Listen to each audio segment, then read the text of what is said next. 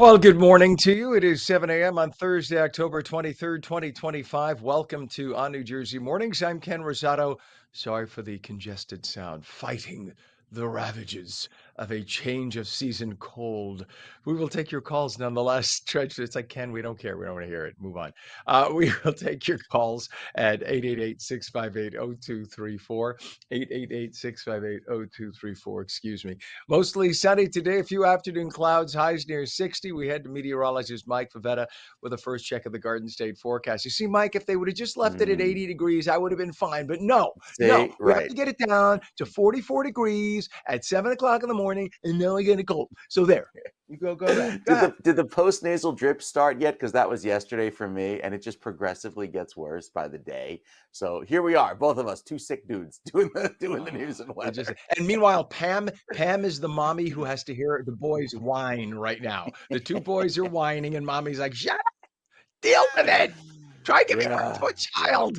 I know, but yet here we are, and I can't even find my tea kettle to like warm up some tea. I couldn't even find a mug yet. Haven't Oh unpacked the kitchen yet, no. so we're just struggling. It's No. the struggle bus is just rolling down the hill.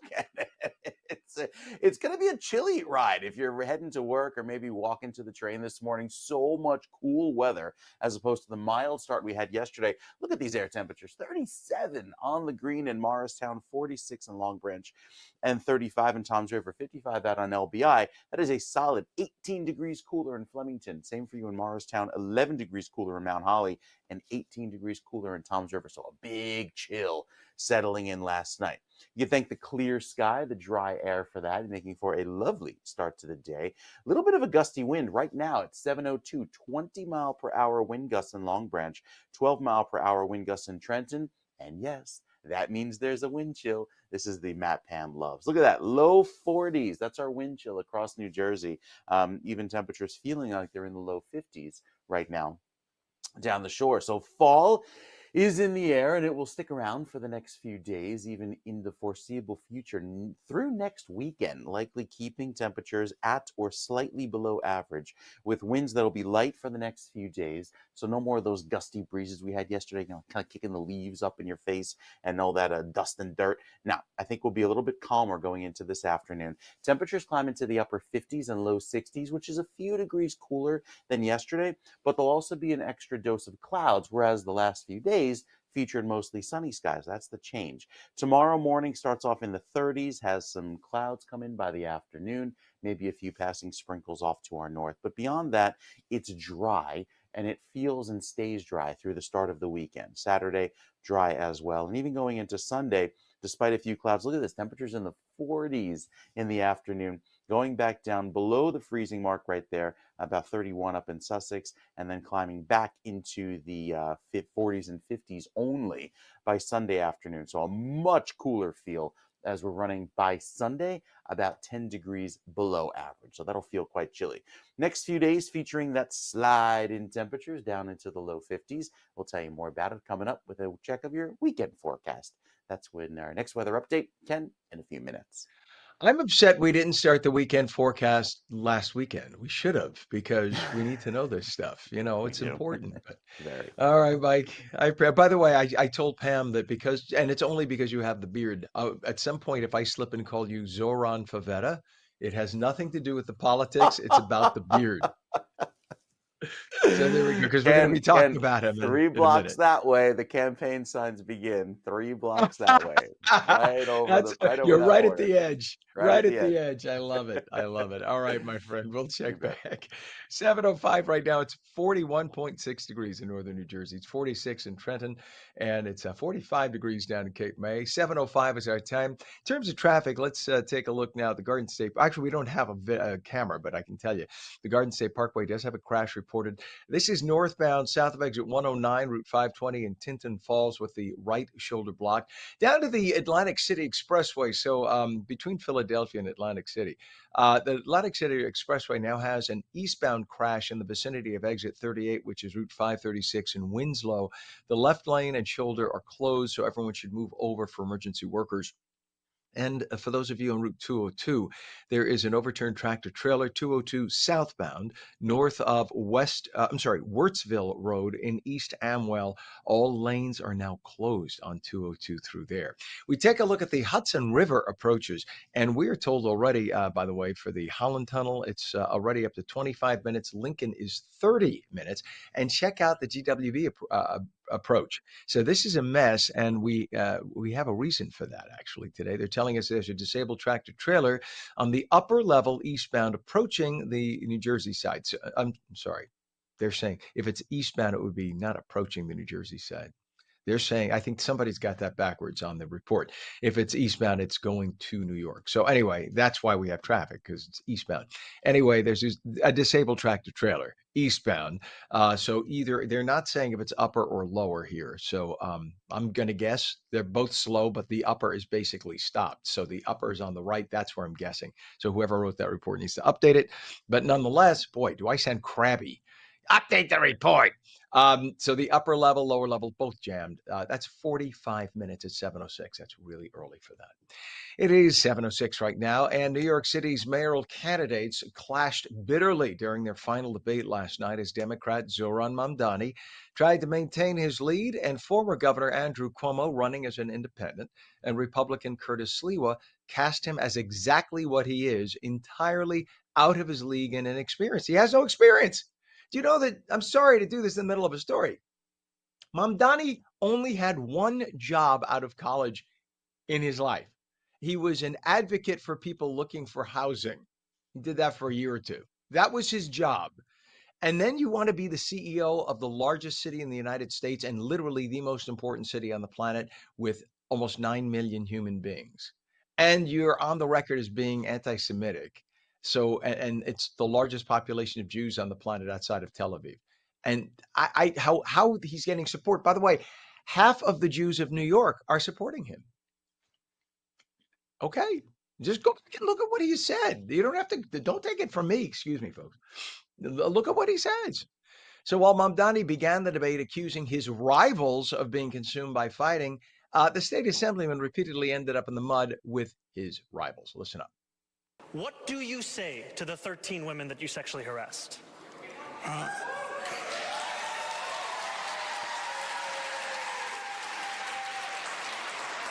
If you want to be in government, then you have to be serious and mature.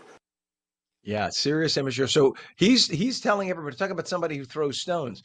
He's accusing his opponents of getting down and dirty and accusing people of things inappropriately. What's the first thing he does? Literally, that was early on in the debate that he did that. I mean, literally, he went right down and bashed Cuomo. Now, was he wrong? No, I think he's right, but don't accuse them of being down in the mud when the first thing you do is go down in the mud.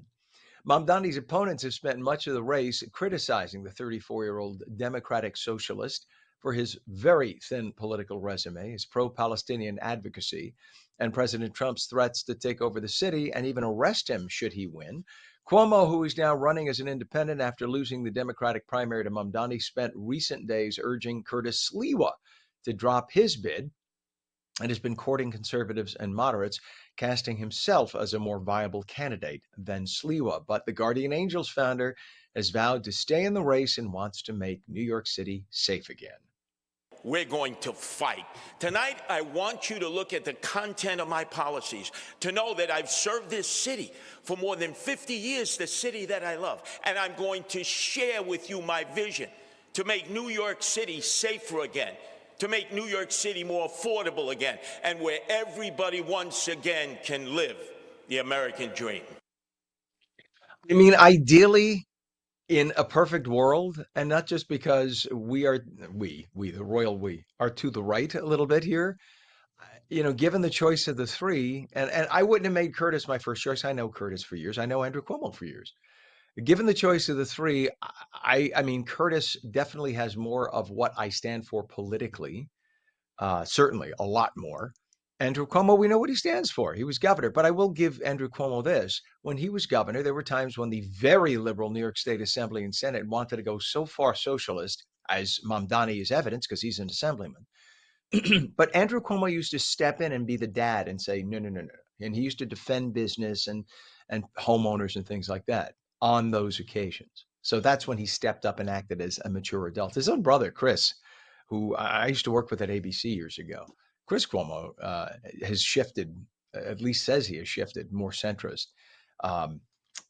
Nonetheless, immediately after the debate, former Governor Cuomo rushed to from Long Island City, Queens, where the debate was, to where?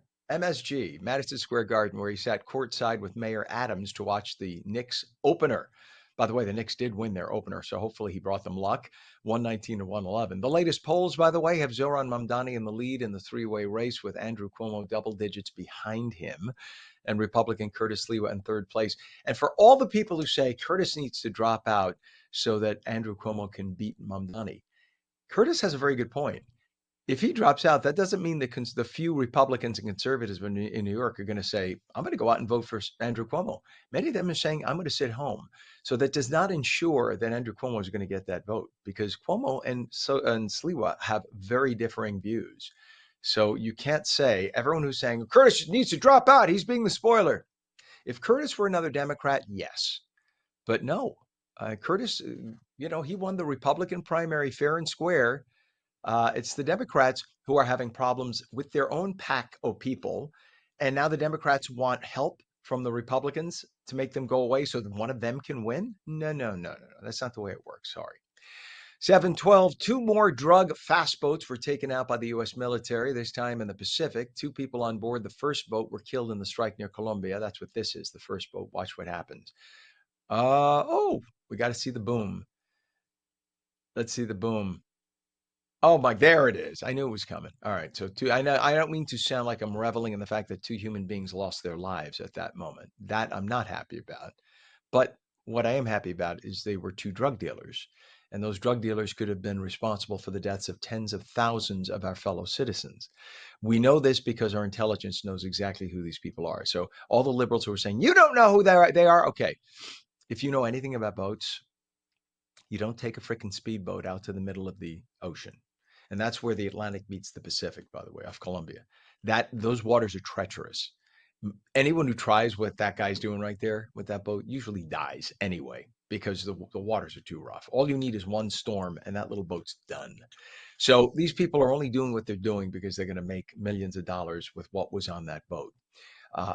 Anyway, boat is destroyed. Right after that, there was a second boat. So that was the 8th that we destroyed, like a few hours later. And not very far away, there was a 9th boat last night that was destroyed. So the Pentagon says the vessels are definitely tied to designated terrorist organizations, and they were found to be loaded with drugs. I mean, there were ships in the area that went over and found the drugs, so we know. It is 7:13. NATO's Secretary General Mark Rutte says that President Trump is, quote, the only one who can get it done, referring to ending the war in Ukraine. Rutte praised Trump's role in the Gaza ceasefire and says that he's confident Trump can now deliver peace in Eastern Europe. The two are set to meet this week to discuss Trump's diplomatic roadmap, though some critics fear Ukraine will have to give up too much territory. President Trump's latest deployment of National Guard troops is reigniting a constitutional debate. Oregon is suing the administration, calling the troop arrival in Portland an illegal federal overreach. Trump invoked emergency powers to bypass the government's authority, something critics say violates the 10th Amendment. They do have states' rights, and that is the case, okay? The case will definitely head to the Supreme Court, where state versus federal power hangs in the balance. Maybe, maybe not. It's not about it hanging in the balance. It's about it being more defined. Bottom line is the Constitution definitely, clearly, and definitively gives the President of the United States the authority to invoke emergency powers. Who are you to say this is when you should and this is when you shouldn't? There's only one person under the Constitution who has that authority. The President. Yeah, the President. He's the only one. So with all these liberals taking him to court and a district court judge who was never elected, trying to say, oh, you can't do that. This is not a time for that. Who gave you that right to make that judgment? And if a little district court judge has the authority to basically control the president and that person's unelected, then we've lost. Then America doesn't exist. So everybody's saying that Trump is king. No, you're trying to make a district court judge king or queen. And no, that's not the way the Constitution's set up. Only the president can make the determination when to invoke such powers. That's in the frickin' Constitution. You don't like it? Change it. It doesn't mean he's a king. It is there. Nobody else has the constitutional authority to supersede his decision. And if it gets to the Supreme Court, every legal expert who has any one day of law school knows that the executive branch will get the win. The minute you start second guessing the chief executive's decision to invoke emergency powers, then every decision that a president makes is subject to question. Because you could say, well, I think he shouldn't have signed that. I think he shouldn't have allowed that. I think he shouldn't have pardoned them. That's not your job. There's but one president. As President Obama said, only one person could be president at a time. And right now, its name is Trump. It is 7:16. President Trump facing backlash from America's cattle producers after announcing plans to ramp up beef imports from Argentina. The National Cattlemen's Beef Association says it's a blow to U.S. ranchers, says the administration's decisions could expose domestic herds to destructive illnesses like foot and mouth disease. The move is part of Trump's effort to continue to drive down grocery prices. And the U.S. government shutdown has hit day 23 today, making it the second longest in American history. Negotiations have stalled between Senate Democrats and Republicans. Now, remember, all the Republicans have asked for.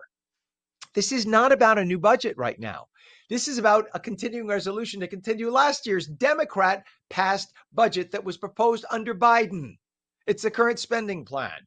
Okay, all they're asking is pass it for 4 weeks, extend it for 4 weeks so we can then open the government and spend that 4 weeks debating a new spending plan. You might get some of what you want, but no, Democrats stupidly made a judgment call thinking if we shut down the government, the populace will think it was the mean old Republicans who did it. No, people are not that stupid today. We have social media. The liberal Democrat leftist media that is broadcast and traditional, they no longer have the audience to fool and propagandize people. Okay. So at this point, what the left wants, the Democrats, they want to spend an additional $1.5 trillion on things that would include services to illegal aliens, healthcare for illegal aliens that you don't even have. Think of how much you're paying for, think of how much you're paying for your healthcare. They want to give free healthcare to illegal aliens and they deny it, but yet it's in their proposals. And we know that in Portland, Oregon has state law that mandates free healthcare to illegal aliens right now, and they get reimbursed 50% from the federal government. So do the math. You know, if they're getting 50% reimbursement for the healthcare that they provide the people in the state of Oregon and they give free healthcare to all illegals, you're paying for it. So the Senate Democrats could say it doesn't exist all they want. Who are you going to believe? Now, under the current Senate rules, it would take 60 senators to pass a spending plan. The Republicans only have 53 senators. So a number of Democrats have to cross the aisle to vote with the GOP. So it is not the GOP keeping this shut. Every member of the Republicans have voted to extend last year's Democrat-passed spending plan. It's only 5 or 6 Democrats keeping this from happening. So don't believe it when you hear Democrats or certain members of the media saying that it's the Republicans, because it's just not. Millions of Americans may soon lose access to food assistance. States like Texas and Pennsylvania say if the government shutdown continues past October 27th, that's just a few days away, SNAP benefits will be cut off. The program feeds 42 million low-income Americans, or at least helps to. And there is growing concern it could be the next casualty of political gridlock in Washington. SNAP was never meant to feed people. It was meant to help feed people. If that's your only source of food, then we have a bigger problem here. 719, Yosemite National Park turning wild in more ways than one, with park staffing thinned down due to federal shutdown. Thrill seekers, you have to see this video. Thrill seekers are illegally base jumping from El Capitan. This almost looks like AI, but it's not. Look at this guy. Would you do that? He has basically a magic carpet. He's like Aladdin. But yeah, he's really doing that. Don't ever try this, folks. Yeah, it is crazy. Pam is saying it's crazy. You see, the thing is, if you just take a carpet and do what he's doing, the carpet collapses and you fall and die. He apparently has something to stabilize it and keep it flat and wide open. And I'm not saying you even try something like that, because chances are it will collapse.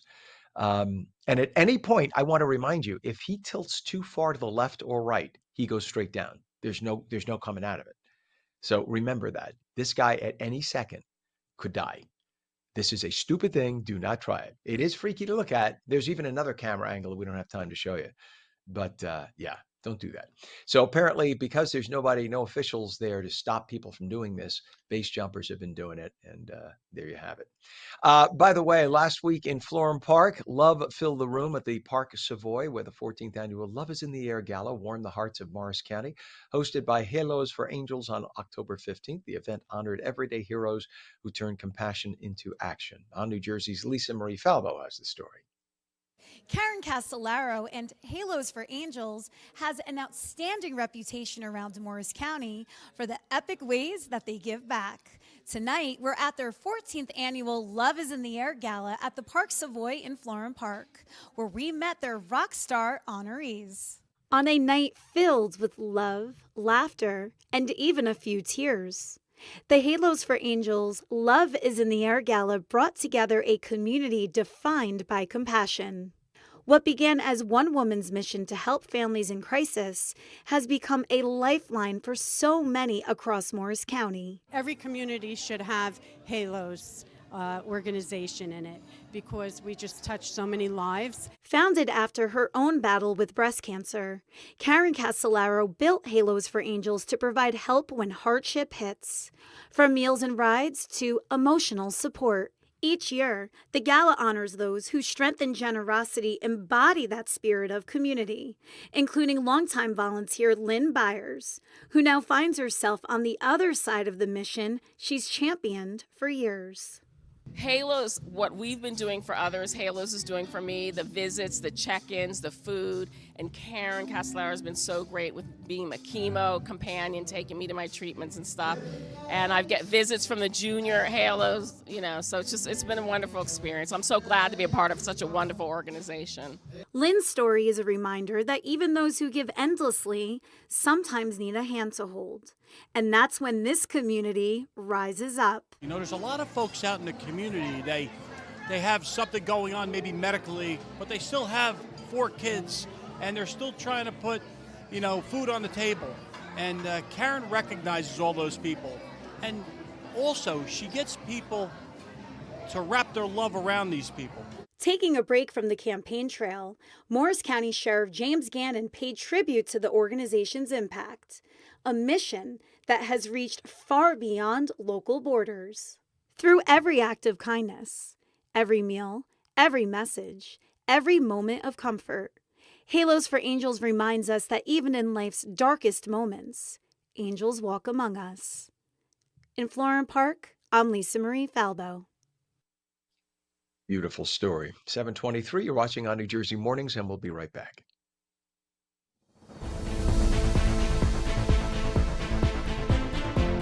I'm Jack Chitterelli. New Jersey's been home to my family for more than 100 years. I love this state, but we need change. Housing, taxes, and electricity bills are crushing the middle class. And while you were paying more for everything, Mikey Sherrill was tripling her net worth in Congress. We need someone who's honest, with a real plan, someone who gets it. As governor, I'll fight every day for people who work hard and play by the rules, because that's what you deserve. Together, I know we can fix New Jersey. It's time.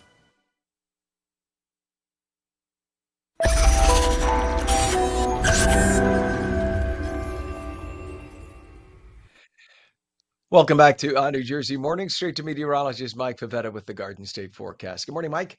Good morning, Ken. A frosty start this time tomorrow. Our first frost advisory for central and southern portions of New Jersey. That begins through Monmouth, Middlesex, Mercer counties, even down, Monmouth and Mercer counties south, going all the way down, excluding Cape May.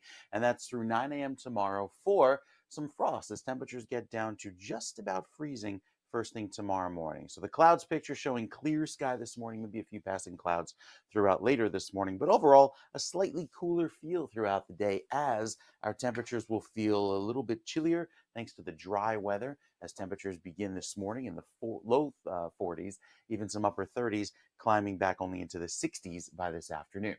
Dry weather today, even though there's some rain and showers off to our north and west, a lot of this stays to our north. So not anticipating much in the way of anything in terms of rainfall, and the air remains quite dry. So even if a shower tries to come at us, pretty much those raindrops evaporate by the time they reach the ground because these dew points are below the freezing mark. So yeah, the air is bone dry going into tomorrow, but there will be a few clouds around for Saturday.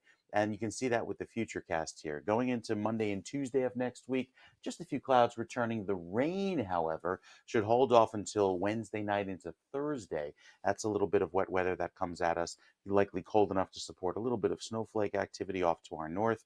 And then we're likely cloudy going into next weekend for the big New York City Marathon across the Hudson. Our forecast for this weekend features a few clouds on Saturday, and then Sunday warming to 57 degrees only, more sunshine, but a really chilly feel shaping up, as 50s will be the new theme going into this weekend and next weekend. 50s are the new 80s, huh? I got you. Yeah, All right, they Mike. are. 44 degrees right now. Thank you, Sarah, in northern New Jersey and in Trenton. And with just 12 days till Election Day, President Trump is jumping into New Jersey's high-stakes governor's race. Trump endorsed Republican Jack Ciattarelli, who's gaining ground in polls against Democrat Mikey Sherrill, like big time. The GOP hopes to flip the governorship in a state traditionally dominated by Democrats, with Trump set to headline a tell-up rally and allies like Vivek Ramaswamy and Congressman Byron Donalds of Florida joining the campaign trail. Meanwhile, Sherrill's getting support from top Democrats, including former President Barack Obama, who will appear with her in Newark on November the 1st. The race is shaping up to be one of the closest in the nation, and it may give a glimpse into what could happen during the 2026 midterm elections. Just to give you some idea, the National Democrat Party is broke. They're down to like 14 million. Normally, they never spend a penny on a New Jersey race because they always look at New Jersey as a guaranteed blue state. But they're spending $2.5 million additional dollars right now to back Mikey Sherrill because they are worried they're going to lose the state. And the message that will send for the midterms is that even blue states have shifted red. And I think that is the case. We'll see what happens. Still time. Make sure you get out and vote. Important. 727, a Colorado man has been charged with vehicular homicide and aggravated manslaughter in connection with a deadly wrong-way crash on the New Jersey Turnpike that killed 4 teens. Police say 41-year-old Christopher Neff was driving under the influence when he crashed head-on into an SUV early Sunday in Kearney's Point Township. The victims, 3 18-year-olds and a 19-year-old, were all close friends. They were beloved community volunteers. They were in the Orthodox Jewish community, and they worked so hard to help other people. Neff reportedly had a blood alcohol level of more than twice the legal limit and was found in possession of hollow point ammunition, which is not allowed here in New Jersey. The investigation is ongoing as the community mourns this horrific tragedy. And the New Jersey Department of Education has awarded nearly $13.6 million in new grants to improve student literacy across the state. The funds are part of a 5-year, $50 million federal initiative called the Comprehensive Literacy State Development Program. The first round supports 4 grant programs, including Coach grants for literacy coaches, RISE grants for middle and high school readers, and LIFT grants for family literacy. More than 100 school districts and charter schools are getting funding this year, and Governor Murphy called literacy a key to lifelong success, while Education Commissioner Kevin Damer says the grants will help students from birth through high school. Additional funding rounds are expected pending federal availability. There's a resident in Cranford who's decided to run for the town council there, known as the Cranford Township Committee. He has an unusual way to get some press. He breakdances. Yeah, he's a middle-aged white guy, knows how to breakdance. William Thilley is livid over the town's property tax hikes. There he is right there. I got rhythm. So he got him the idea to run for council as an independent. He saw that he wasn't getting much reporting about his independent candidacy. So he decided to do stunts like that, to kick down signs and to breakdance. Yeah, I mean, he thinks he's cool. Maybe he's cool. He might be a very cool guy. Who knows? He decided to do this to get attention. After videos of his breakdancing and karate moves were posted online, he developed a viral following from around the nation. No, don't know if much of the following is from his town, though, so we'll see if it helps. And if you're into shopping at supermarkets like I am, I mean, maybe he is. He might be into shopping like supermarkets. There is a brand new ShopRite of West Caldwell. It just opened its doors this week. It's at 900 Bloomfield Avenue. Now, I'm a shopaholic because I'm a foodie. I love to go to the ShopRite is one of my faves. I got to tell you. This is on Passaic Avenue in West Caldwell. Just a few blocks away, they had the old ShopRite that was at one point a Chinese restaurant. And it was a really cool place, but it was hard to navigate. A lot of the ShopRites most of them are independently owned, family owned. And so they started out with like a little center building, and then they kept adding on it. Almost every ShopRite, if you notice, they're like, it looks like a kind of a building block set Well, they built a new one from scratch. This thing you could land a plane in. Look at it. It's bigger than a Costco. That's how big it is. It is huge. It is worth the trip. I'm sorry. Look, this isn't a sponsor. I'm just telling you. It's worth the trip just to go check it out. I have friends who've gone there. I'm going to go there today. I have friends who've gone there, and they said that they needed sneakers to get around. It is so huge. So they celebrated Sunday, by the way, with a family-friendly parking lot party. You saw live music there and games, food trucks. They had a community parade you just saw at the beginning there, a ribbon cutting. At least 90,000 square feet. That is bigger than many of the warehouse stores. It offers expanded services, including the Sunrise Kitchen that they have in a lot of the regional ShopRites. It's huge. They have a full wine and spirits section, so the liquor store is built in, folks, and a dedicated community room. The grand opening also honored the Gladstein family's 85-year legacy in West Caldwell, with old photos and familiar features like the original red phone booths they had from the original, now closed ShopRite location. This new ShopRite is open daily, 6 a.m. to 11 p.m. for what the owners are calling a modern shopping experience rooted in local tradition. I watched it from the day they broke ground. My car dealership is right down the block, so I used to see it. And it's just amazing what they did in such a relatively short amount of time. Best of luck to the Gladsteins and to ShopRite. Just absolutely amazing. And a 21-year-old illegal alien from India who crossed the southern border in 2022 and was released by the Biden administration is now accused of causing a fiery semi-truck crash that resulted in 3 people's deaths in Southern California. Because Southern California, the state of California, will give a driver's license to anyone. Doesn't matter where you're from. Used to be that if you were not a citizen, you couldn't get a license. So the man is identified as Jashanpreet Singh. So the problem is he doesn't read English, so you can't read the road signs. Why are you driving if you don't see what a road sign says? Caution, slow up ahead, etc. That's the reason why you need to have a basic understanding of English to get a license. Officials say Border Patrol agents first encountered him in California's El Centro sector in March of 2022. They released him under Biden's very liberal open-door policy for illegals. He was supposed to later show up on his own for a court hearing, but like 90+% of illegals who were released into the country under Biden, he did not show up. Singh has now been arrested on suspicion of gross vehicular manslaughter while intoxicated after he plowed his big rig into slow-moving traffic on I-10 in San Bernardino County. The crash left at least 3 people dead and several hurt. Very sad. And at 7:33, just to let you know, today's National Horror Film Day. It's a perfect time to celebrate the spine-tingling classics that have shaped pop culture. Did you know one of horror's most iconic films, Friday the 13th, was filmed here in New Jersey? They filmed it in Hardwick. The original camp, now known as Camp Nobibosco, there we go, offers guided tours where fans can visit sets where the actual movie scenes were filmed, scenes are reenacted, and folks can even canoe on the infamous lake. The tours support youth programs, and they're led by camp alumni. Past events have included cast reunions, movie artifacts, flashlight tours, and exclusive souvenirs. By the way, Mike and I are putting our horror movie knowledge to the test in a spine-chilling trivia challenge in just a little bit, so stay tuned for that. And you could join the conversation at 888-658-0234. What's your all-time favorite horror movie? You're watching on New Jersey Mornings. We'll be back in 30.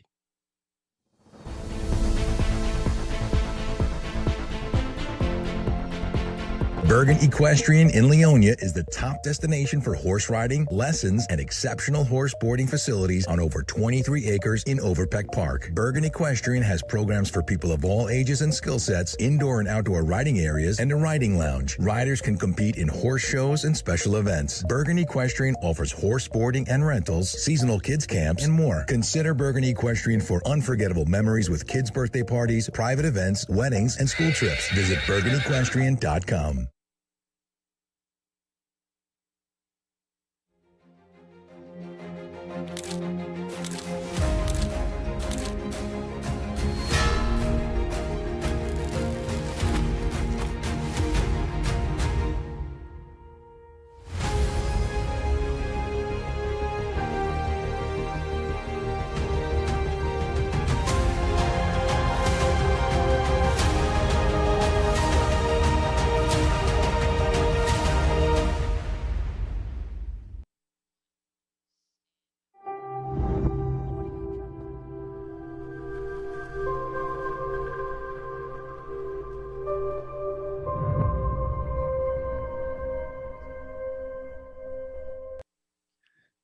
And welcome back at 7:35. Good morning to you. This is on New Jersey Morning. Straight to meteorologist Mike Favetta with a mostly sunny Garden State forecast. Good morning, sir. Good morning, Ken. Yeah, drier feel. You feel that you need the lotion again, the lip balm. It's one of those days where the dry air is in place. We are clear on the radar screen. No rain today, or really for the next few days. Any shower threat comes in the form of a little passing dark cloud that probably just, as it tries to rain, all of that rain evaporates before it reaches the ground. So our weather looks pleasant today, but much cooler. Low 60s only down the shore. We make it into the 60s, but most of the morning will be pretty chilly in the 50s only, with our average high of 64 degrees. That's a little bit cooler than usual. Throughout this afternoon, the clouds you see working across New Jersey right now will be present. I think there will be more clouds today as opposed to yesterday, which was full of sunshine. And then keeping an eye on what happens down in the tropics as Tropical Storm Melissa expected to gain some strength. And the track, even though it's a very slow moving system, moving west at only 3 miles per hour, that is a shuffle. Notice that while its center may come close to Jamaica, the intensity explodes to a Category 4 hurricane by Tuesday. This may happen a little bit early because the global weather models typically have a tough time indicating the intensity and the rapid intensification, something that's happened so many times this hurricane season, with that quick, jump from a 1 to 4 in just a matter of hours with other storms. So we'll see if that occurs there as well. Still, it's just the rains that are affecting places like Haiti and the DR, with more than a foot of rain forecast to fall there. So our forecast here for New Jersey, bringing back mostly cloudy skies this afternoon. We're back to the clear sky tonight with the frost advisory in place for central and southern New Jersey. And here are these little sprinkles I was telling you about for tomorrow afternoon, starting around 2 o'clock. I don't think most of New Jersey sees anything. You might run into a rogue passing sprinkle that lasts a few minutes, and then we're back to clear sky for Friday night into Saturday morning. So Saturday starts very chilly, down around the freezing mark across most of the state. By the way, when you get a frost advisory issued once, that's it. No more frost advisories after that. Then you get to a freeze warning, and then the growing season is over. So you only get one of each for the season per county, and then that's it. No, Weather Service doesn't issue anymore. Going throughout Thursday into Friday, we have the little bit of cloud cover that comes in for this afternoon into tomorrow. And then Saturday may have a few extra clouds, but it'll be dry going into the start of the week. And I think Sunday should start to clear out, and we'll keep it clear going into Monday with that cooler feel ahead on the 7-day forecast. There is not much warmth going through the next several days. Look at how we slide into the 50s and stay there for our highs, even the low 50s for a brief period of time, Monday into Tuesday. And then our next chance for some rain down the shore even will be on Wednesday. So the shore points featuring that cool weather as well, with temperatures cooling off and the rain there for you by the middle of next week. So another dry stretch, Ken, that takes us in for the next 7 days. Our drought continues here in New Jersey. Yeah, I kept the basil growing a little too long. I was going to harvest it today, but I went and snapped a leaf. And, I found out that when you keep picking off the flowers long enough, Yeah. there's like a hormonal thing that for real that happens with basil, and it changes its scent. So I know I have a cold, but Wow. prior to the cold, the leaves Sure. smell like junk. Like Mm. smells like animal urine now. And no, there Oh, were no no. animals out there. So Sure. like I said to Chris, I said, smell this. What does it smell? He goes, it doesn't smell like basil. So I Mm. tried different leaves and different plants. So I read that, yeah, they change their scent because once the flowers come out, that signals to the plant time to die and take the flowers, the Wow. seeds. And so now I'm going to start with a grow light. And people are going to say, why do you have a grow light, Ken? I'm going to start with a grow light and grow some basil indoors, and we'll see how that happens. Okay. I'll get some to you. All right. Thank you, Mike. We appreciate you, Sure. buddy. It is 42 degrees now in northern New Jersey, 44 in Trenton, 43 down in Vineland. And October is Diabetes Awareness Month. Millions of Americans are impacted by diabetes, prediabetes, and obesity. In fact, the CDC says 16% of U.S. adults live with diabetes, and millions more are at risk. All this while Americans face a healthcare system that focuses on symptoms and treating the symptoms instead of the root causes, so you don't have the problem to begin with. Dr. Sherry Ogwo is a physician who is triple board certified in internal medicine, endocrinology, and obesity and metabolism. And it's great to have her on. Good morning to you, Dr. Ogwo. Good morning. How are you? I'm good, thank you. I speak to you as a man who weighs 185 pounds now, who used to weigh 360, and who had slightly unstable. I was just before pre-diabetes, and so they put me on the baby dose, the 0.25 of Ozempic. But happy to Yes, say sir. that since I'm on that and Armour Thyroid, my thyroid is perfect. I have to give you the full report. Thyroid is perfect, and the sugar levels are perfect. I'm waking up stable, and I'm 185 pounds. But I say that Wow. because there is, and I'm no longer considered pre-diabetic. There is a real, I mean, this is a serious healthcare crisis. I know 10 friends who are all pre-diabetic. What is going on, and why has America gotten to this point? So it's a combination of a few things. It's the industrialization, and we're moving less and we're eating worse than we've ever eaten. So people are more sedentary. Our foods are more processed. We're also reaching for foods that are quicker to get, less natural. And this is all because people are working harder too. And, and that's all culminating to this diabetes crisis that we're seeing. Mm, clearly. I mean, the more you process the foods, the more you get the sugar spikes, right? And that just impacts it causes insulin resistance. I mean, I'm no scientist, It but does. just from what I'm reading and seeing, it clearly is the case. What is the care model like now in the US for diabetes? So the care model right now is very reactive, and that's part of the problem. So we're waiting until people become pre-diabetic, and even sometimes until they're fully diabetic before we start instituting changes or recommending even lifestyle changes or even starting them on therapy that potentially could change the trajectory of things. Before a person becomes pre-diabetic, just like you said, it starts with insulin resistance. Mhm. And a person can be insulin resistant for years and years before the A1C starts to, move towards the pre-diabetic range. And there is a way to test for this, but most people don't test for this in everyday medicine. And you end up with, by the time they come to you now, the A1C is much higher. And a lot of times we give them metformin. Maybe this patient, like you said, they weigh 200, 300 pounds. If we can tilt that weight and get them to where they weigh less, which we have so many great medications now out there that can help with this. Give very specific lifestyle instructions, not just eat right and exercise. um we can actually reduce or start to make the patient become more insulin sensitive, which ultimately helps with diabetes reversal and even prevention.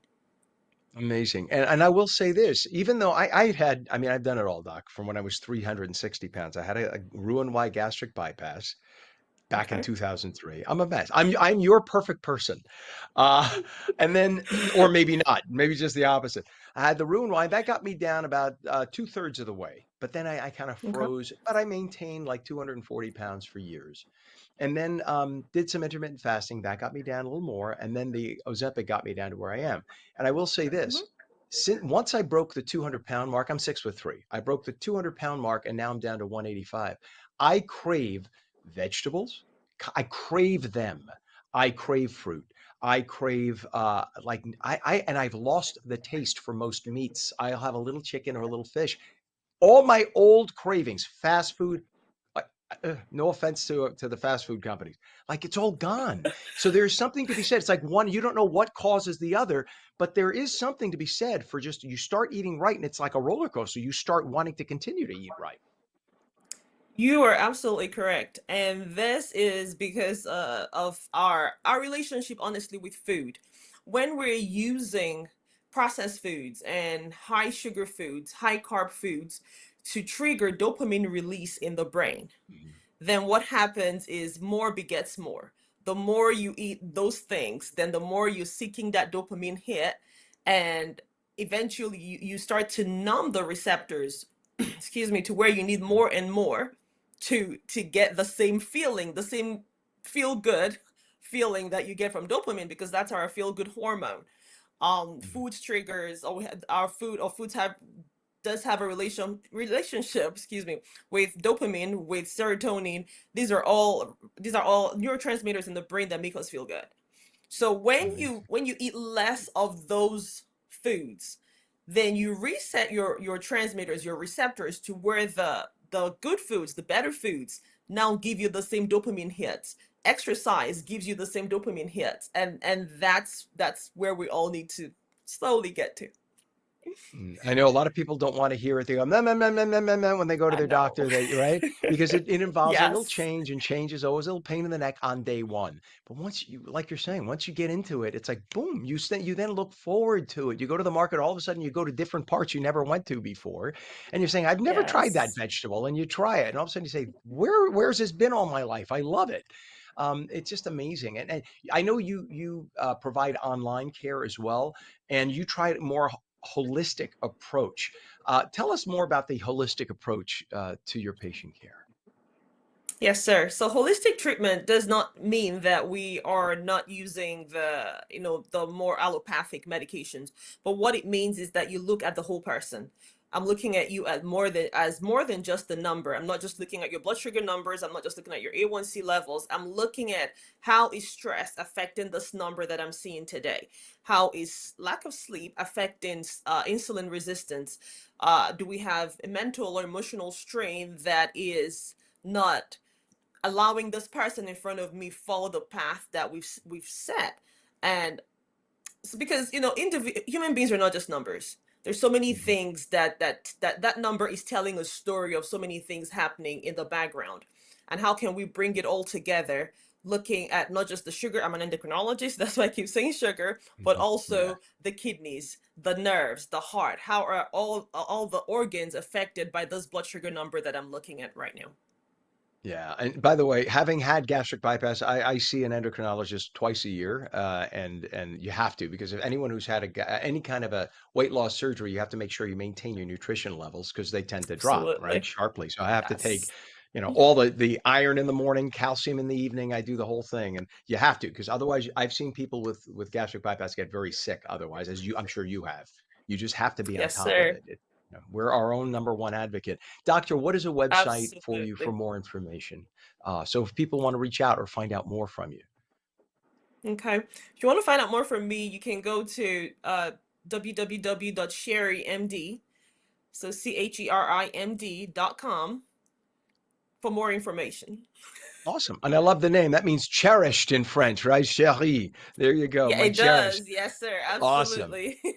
Well, you are cherished for a reason. You are a triple board certified physician in internal medicine, endocrinology, obesity, and metabolism. Dr. Sherry Ogwell, please come back. This is such an important topic. I think we really need to talk more about it, especially with the holidays coming up. And I know people want to indulge. You could indulge, but you could still be careful. We need to talk more with you about that. Would you come back, Absolutely. please? Yes, sir. All Yes. right. We Yes, sir. appreciate you. Anytime. All right. Doctor, have a wonderful day. And thank you for coming on today. We Thank appreciate you. you. Thank you for having Thank you. me. You bet. Very important. I mean, as the ancient physician said, what you eat is your best medicine. So that is essential. And speaking of somebody who was nearly 400 pounds, you could go. I was on that teetering edge where I could have gone that way and had massive problems or had to change. So you got to keep on it. 7:49. When we come back, a lot of people don't realize the first movie studio on earth was built here in New Jersey. We're going to talk to the guy who works to get film and TV shoots to come here to the Garden State. We'll be right back. You're watching on New Jersey Mornings.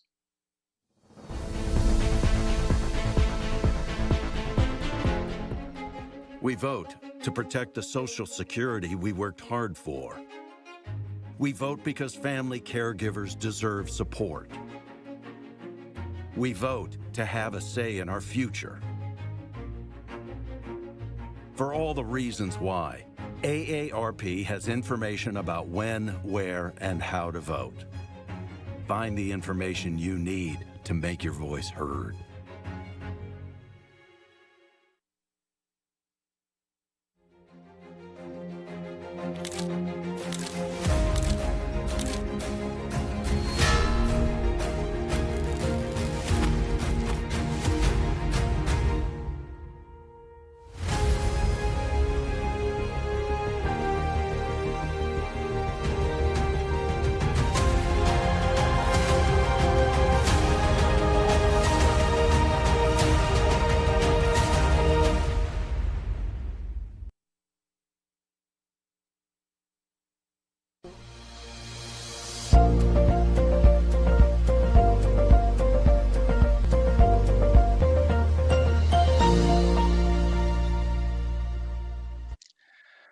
Welcome back to On New Jersey Mornings. I'm Ken Rosato, 7:51, straight to Mike with the forecast. Good morning, Mike. Good morning, Ken. A little bit of a cool start this morning, but slightly milder by this afternoon. Now, as compared to yesterday, it will feel cooler with a few extra clouds around 59 degrees only. That's your high. That's 5 degrees cooler than average there toward Wayne. West Milford, 56, 57 in Newton.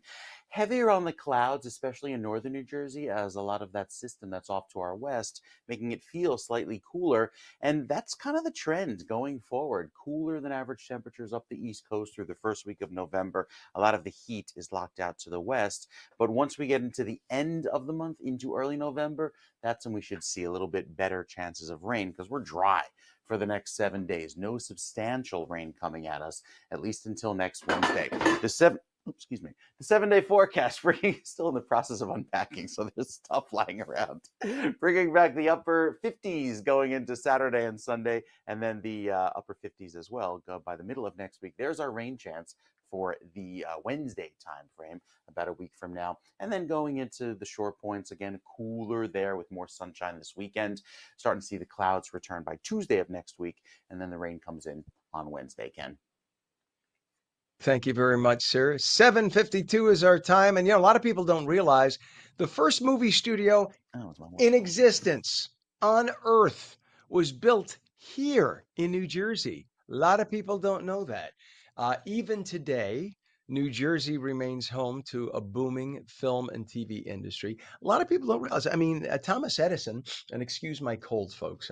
You have to bear with me. Thomas Edison was from here. He lived here, and he decided to set up, I believe it's called the Black Maria. It was a big black building, black so that outdoor light didn't come in. But we're going to talk to a guy named John Crowley. We've had him on before. He's the executive director of the New Jersey Motion Picture and Television Commission. And he's here to talk about what looks to be a gangbuster 2026 for the film and TV industry here in the Garden State. Good morning. Good to see you again, John. Good to have you on. Ken Rosato, how are you? But wait, the breaking news as far as I'm concerned is what's the expression? I was this many years old when I learned that Ken Rosato is 6'3".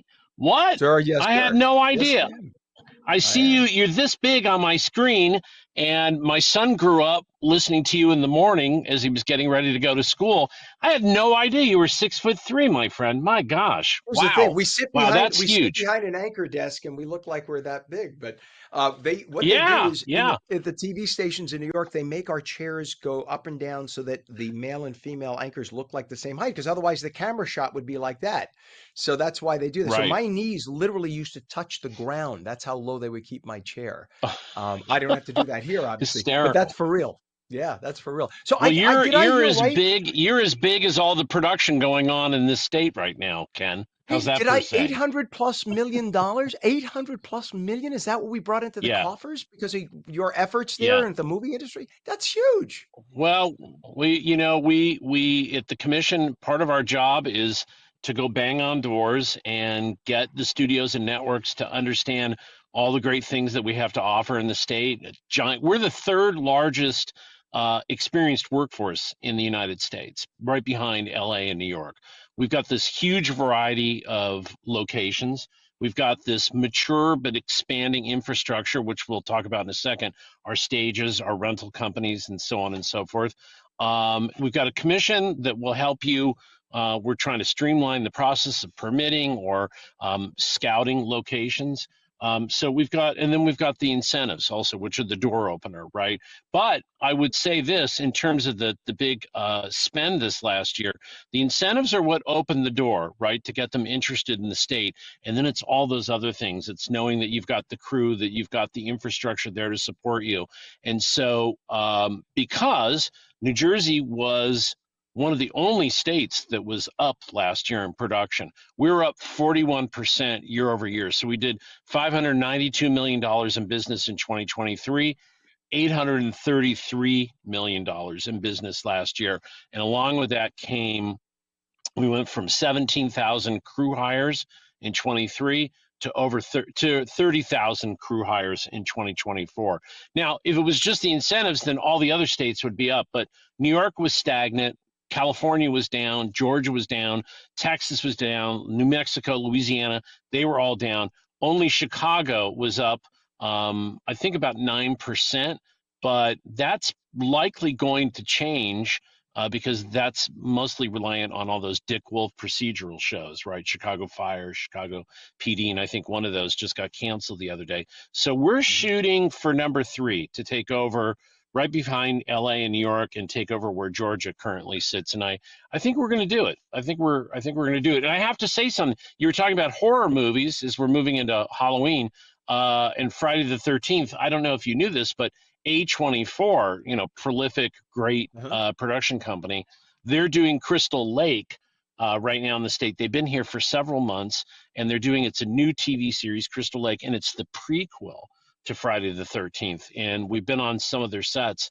They look fantastic. It's a time warp. You think that you're back, 40, 50 years, prior. So a lot of production, and that's just going to go up when Netflix comes in. And then also there's the 1888 project. And I'll add this too, Ken. I'm sorry I'm rambling, but you filled my head with all sorts of fun stuff. Thomas Edison, as you said, he invented the camera, the motion picture camera, projector. And so filmmaking as we know it, organized filmmaking, began Fort Lee, West Orange, right? But then Edison started charging a tax, a licensing fee to use his gear, right? And so the early filmmakers, the moguls, were like, we don't want to pay the tax. So taxes drove them away, and they ran as far as they could. And when they hit the Pacific Ocean, that's what begat Hollywood, right? And so now it's the tax incentives of bringing them back. So it's a real full circle that taxes drove them away, tax incentives bringing them back, and the birthplace of filmmaking is, again, its future with all the production that's going on here in New Jersey. Yeah, real full circle, right? Yeah, you pointed out last time you were on, John, and by the way, you are the prince of being the perfect spokesperson to get the companies to come here.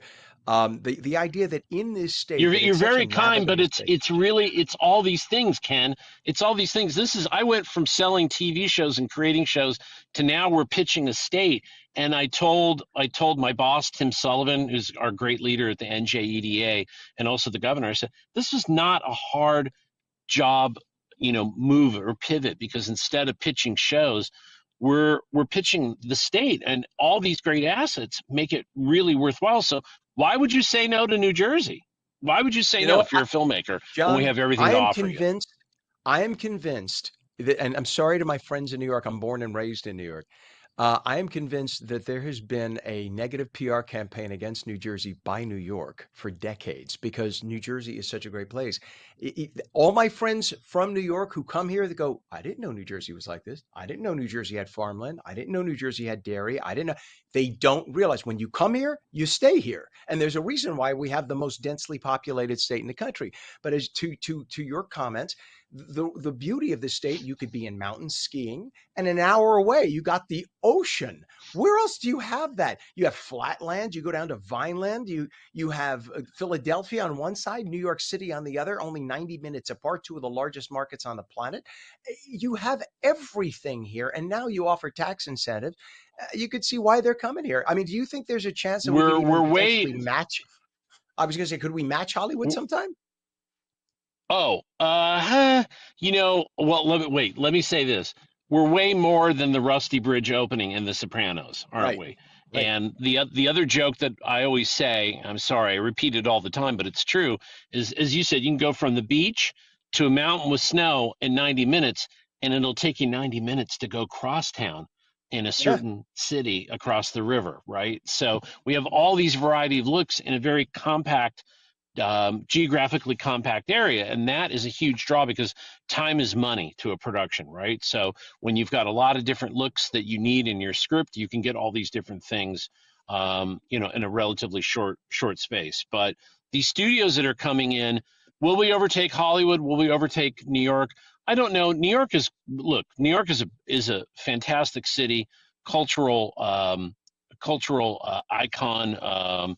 And so a lot of your above the line talent really want to, it's heads and beds at the end of the night. That's where they want to go, and a great restaurant, although we have great restaurants here. But I think we'll be very happy to slide into the number 3 spot, which, as I said a moment ago, we're doing that. And I think once the Bayonne 1888 studio project goes in. Once Netflix comes into Fort Monmouth, now they're already starting demolition work. They'll take possession of the property, I believe, in December, meaning that the walls will start to go up, first quarter of 2026. Well, Netflix is guaranteed to be there at least 10 years. The Bayonne project is looking for an anchor tenant, and I think they're very close. And they'll do all sorts of other little deals, like you can do a 3-year deal for the Bayonne project. Well, think about it. If you're there for 10 years, you're going to start bringing in more of your projects, spending more of your money here in New Jersey. You do a 3-year deal, you're going to bring in probably a minimum of 2 projects per year. Well, if you do the math, once these studios are built, you're talking also with Newark and Lionsgate. That's more than 30 sound stages, purpose-built sound stages in New Jersey. We have 70 stages right now. Most of those are warehouse conversions. But once you bring in the purpose-built stages, more and more production, which means we're going to go from $800 million a year in the next 2-3 years, we'll be over $1 billion. And this is what I tell folks. If you build it, they will come, John. If you build it, they will come. Clearly. They and absolutely will. And I got to cut it short only because we're at the top of the hour, but you are amazing. Your team is amazing. And yes, I give Governor Murphy credit for working with you guys and all together making and our this legislators. Work. And the legislators. You know what? Listen, I criticize them for bipartisan a lot of stuff support, that I don't Ken. agree with. But I'm saying they all deserve on both sides. Yes. No, you never heard me, even last time. You've never heard me condemn this. Why would we? No. This is great stuff. So Executive Director of the New Jersey Motion Picture Television Commission, John, I could have you on a million times. I love talking this. I went to film school at NYU Tisch. John Crowley, thank you. I'm here for you anytime, Ken. Well, that might be the Thank next career phase.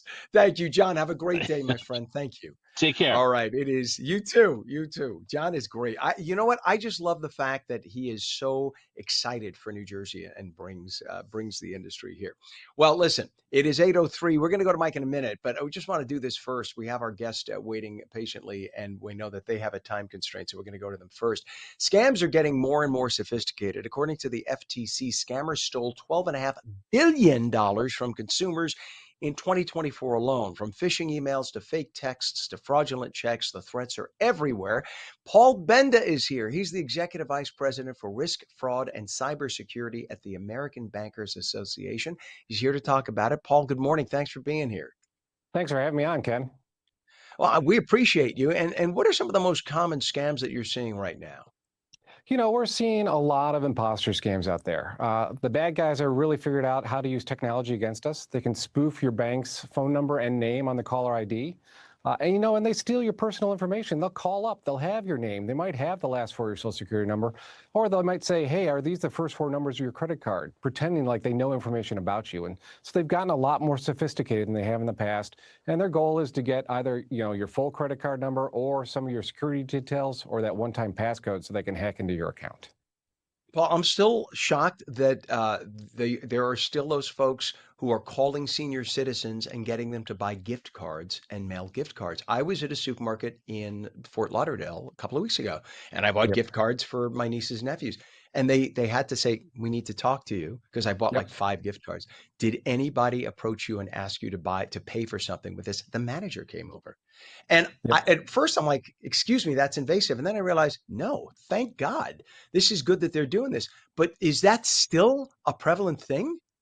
It is. It's still, what they try and do is instill a sense of urgency into you, whether it's pretending to be your CEO and saying, hey, we need these gift cards right away. They don't want you to stop and think. They just want you to act. Or they'll tell you it's a secret. If it's a secret, it's a scam. They're trying to convince you that something's happening. You need to work with us to investigate your bank, or you need to work with us to help the government out. You're part of investigation. And so they're really good at this. They do this thousands of times a day. And, and they've got information about you. And so people really need to be on alert when someone calls you out of the blue. You lead the banks. It's a hashtag banks never ask that, right? It's hashtag banks never ask that campaign. So what things will a bank never ask its customers? Sure. So we try and use humor, just like a bank will never ask you whether you wear boxers or briefs, whether you believe in aliens or not. Right. You go to banksneveraskthat.com and you can get this list. The bank is never going to call you out of the blue and ask for that one-time passcode. Sure, if you call the bank and they want to verify you, you know who you've reached out to, give them that information. But if someone calls you up, even if they know your name, remember, they can buy that stuff online and start asking you for personal details. Don't give it to them. Hang up, call the number on the back of your card or go to the website. Yeah, they can get your name, address, so much stuff. Even other people who Exactly. live in the house with you, right? They can get all that. They can Exactly. buy All that that. stuff is available online. That's right. Exactly. It is scary. And check fraud. There's still check fraud out there. So it's on the rise. So what do we do to be safe with our checks? People still use checks, unfortunately. So, the best way is, we have practicesafechecks.com, but, we are an abstinence-only shop here at ABA. We prefer you not write checks at all. But if you do, make sure that you track those checks when you write them. Make sure they get deposited at the right amount. Check your statements regularly. If your bank gives you images of those checks, check the back of the check to see who actually signed that check and make sure the amount of that check is correct. And last but not least, please don't put the check at the end of your driveway in that mailbox with that steal me flag up. Criminals drive around looking for those flags and just pull that right out of your mailbox. Unbelievable. And you could, it's so easy. Pretty much every bank offers electronic checking, right? So you could just get online. You could do a transfer electronically. You could see it, make Exactly. sure it's done. There's no typo before you Right. send it. And there's a record of it there. And And no you can one's going to save a steal it stamp, that right? way. You can save a stamp. There you and mail go. it for Smart you. way to do So, it. Unfortunately, I know once you cross like the 60-year-old threshold, like I don't do that. I just do it the well. That's why we still have theft. I'm not trying to make fun, but that's why we still have it. So now banks are doing a whole bunch of things to help keep customers safe. Talk about some of the other things that the resources that banks are doing to help folks stay safe. Sure. So one of the big things is this consumer education campaign. So Ken, really appreciate you having me on educating your consumers. Like I said, banksneveraskthat.com, practicesafechecks.com. But banks are investing billions of dollars in advanced artificial intelligence. Just like the bad guys are using it, banks are using it. There's a reason you get those fraud alerts. There's a reason that someone might call you up and say, hey, did you make this transaction? Someone might send an alert on. There's a reason, like we're even seeing banks, because check fraud's so bad, if you write a large check that's unusual, your bank might actually call you up and say, hey, did you actually write this check? So we're investing, we're trying to protect consumers because we know the criminals are always innovating, so are banks. Now, Paul, could you give us a website for more info, please? Sure. We'd love you guys to go to banksneveraskthat.com. We've got a quiz there. You can test your scam knowledge. You can see some funny YouTube videos. Or, unfortunately, if you're still writing checks, go to practicesafechecks.com. There you go. Or if my bank sees me write a big check, they laugh and say, you don't have that in your account. Paul Benda, Executive Vice President for Risk, Fraud, and Cybersecurity at the American Bankers Association. Thank you for coming on today. We appreciate you. Thank you very much, Ken. You bet. All right, it's 8:08. We did things a little reverse today because Paul is, they call that the national tour. When you're from an association, you have to do hits on TV stations all over the country. So we had a very specific window. So we appreciate Paul coming on. But right now, our window for meteorologist Mike Favetta is late. It's due to the restructure here. So we appreciate your patience, Mike. We have still, it's kind of a chilly 47 degrees out there, but we're going to have a pretty nice day today. It's going to feel nice. It is cooler, like you said, as compared to yesterday. But there's also more clouds, Ken, in the forecast this afternoon, as opposed to the last few days, which were bright and sunny. The good news is the winds relax, so no more of those gusty winds that have been kind of plaguing New Jersey since Monday. With a 37-degree start temperature, that's right now in Toms River. It is still chilly. 39 degrees in Morristown, 51 in Millville. So yeah, the chill is in the air, and with all of that cool weather, still at 8:09. 14 degrees cooler than this time yesterday, waiting on the train platform in Morristown. 9 degrees cooler in Newark, 16 degrees cooler down there by Lakewood over in Toms River. So plenty of cool weather around. And with it, a few extra clouds this morning. I think the theme of the day will be more cloud cover than yesterday. And with winds that are anywhere from 5 to 14 miles per hour, there's actually a wind chill this morning, making it feel like the 40s statewide. So that cool weather is certainly here to stay, allowing for some frost advisories to pop up for central and southern New Jersey by tomorrow morning. Winds through this afternoon gust at times up to 20 miles per hour, so not nearly as breezy as it has been. And then those winds relax into tonight and tomorrow, making it feel lovely throughout the next few days. The Futurecast shows those cool temperatures sticking around for this morning into the afternoon, only reaching about 60 as a high. And then later on tonight, look at this, we get down into the 40s and then some 30s by early on in the morning. There's our 35-degree start in Morristown. We're below the freezing mark.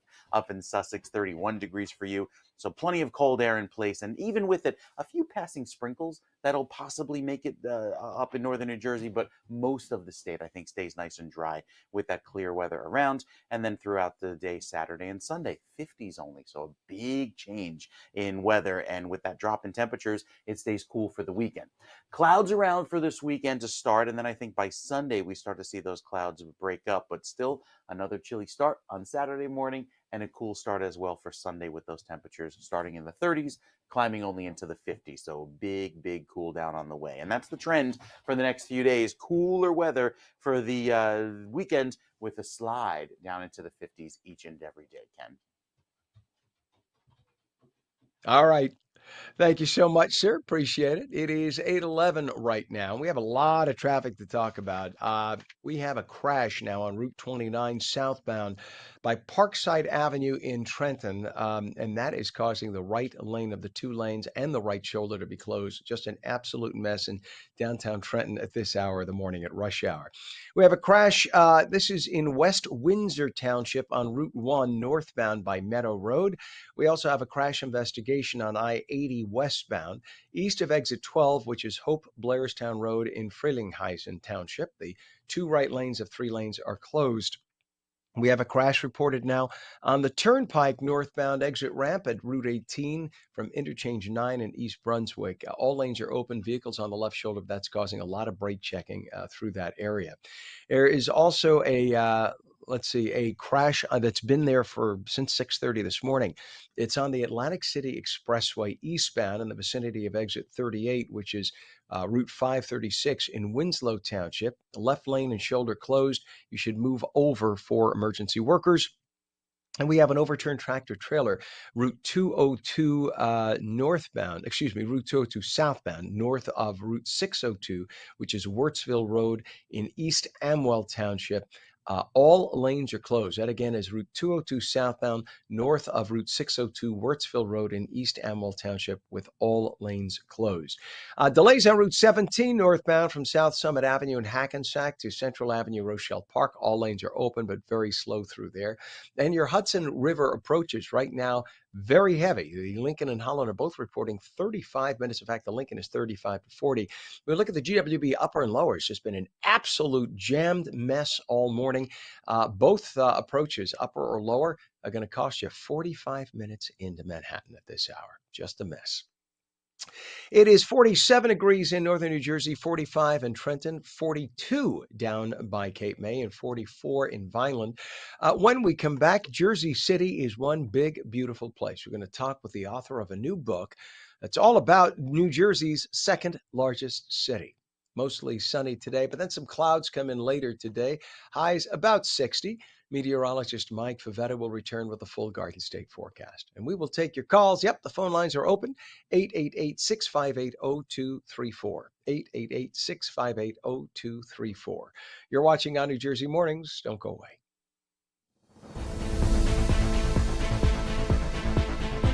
I'm Jack Chittarelli. New Jersey's been home to my family for more than 100 years. I love this state, but we need change. Housing, taxes, and electricity bills are crushing the middle class. And while you were paying more for everything, Mikey Sherrill was tripling her net worth in Congress. We need someone who's honest, with a real plan, someone who gets it. As governor, I'll fight every day for people who work hard and play by the rules, because that's what you deserve. Together, I know we can fix New Jersey. It's time.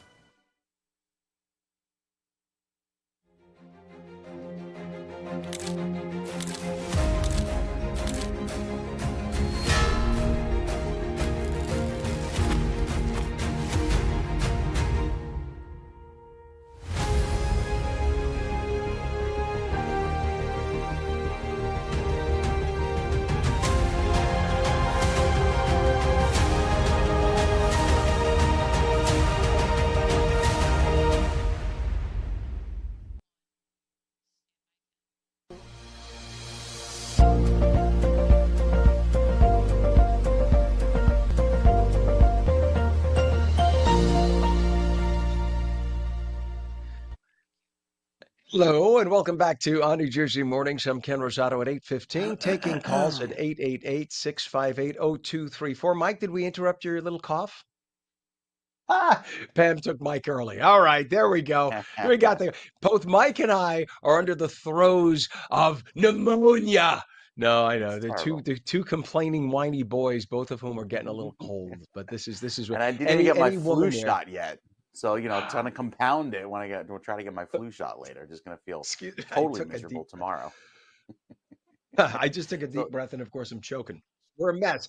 We're a mess. Thank God we're in different studios, so we can only contaminate the room.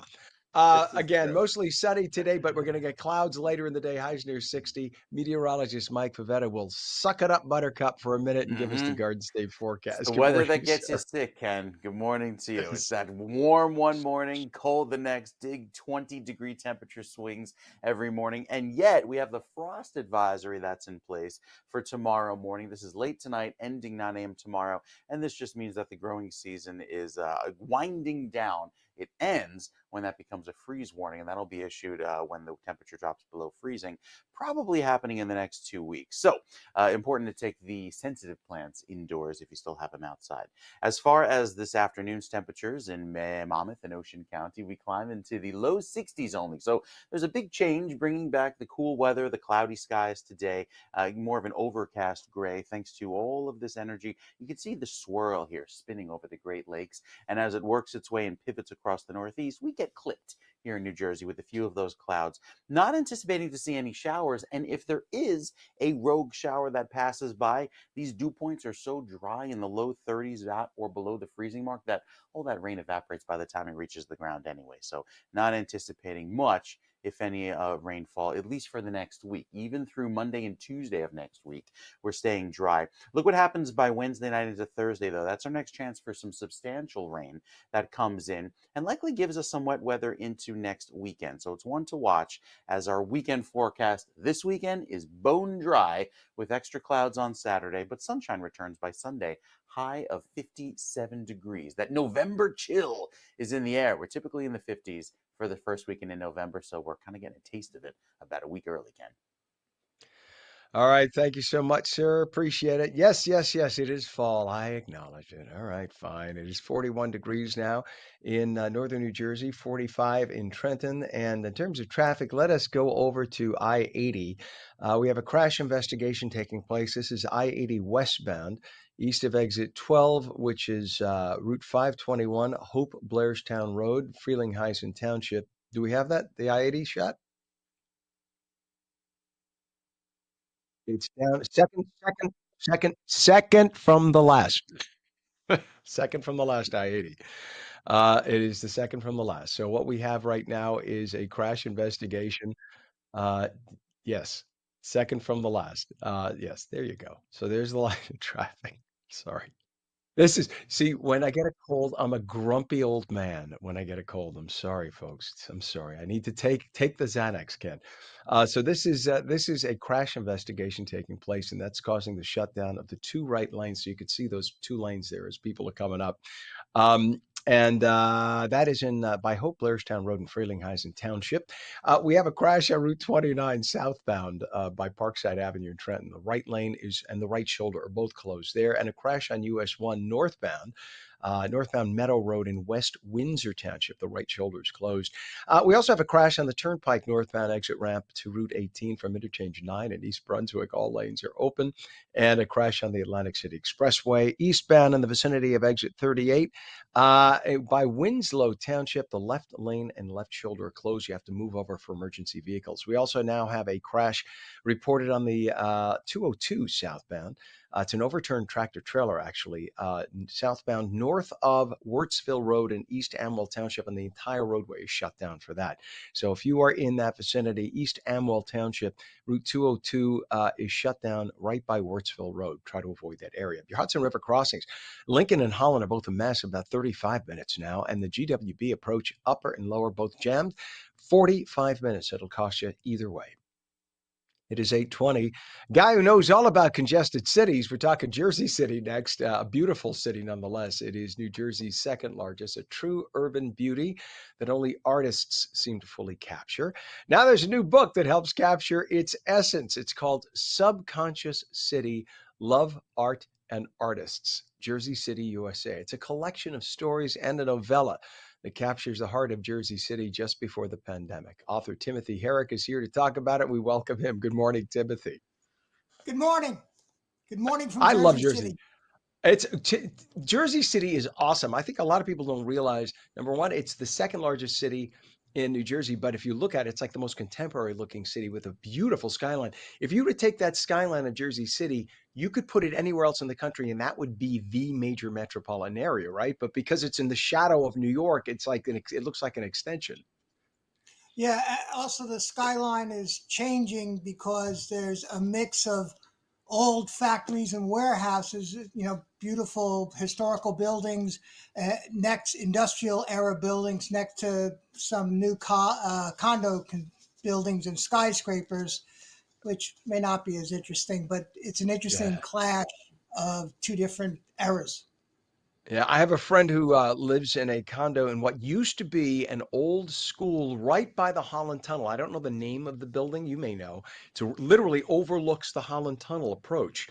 And it was this old, like a 12-story building school. It was a school for many years. And they closed it down. They converted it to these beautiful, beautiful loft condos with a view of Manhattan and the tunnel. It is so cool. But Jersey City has lots of that. Tell us about, I'm assuming that all gave you the inspiration for this amazing book. Sort of.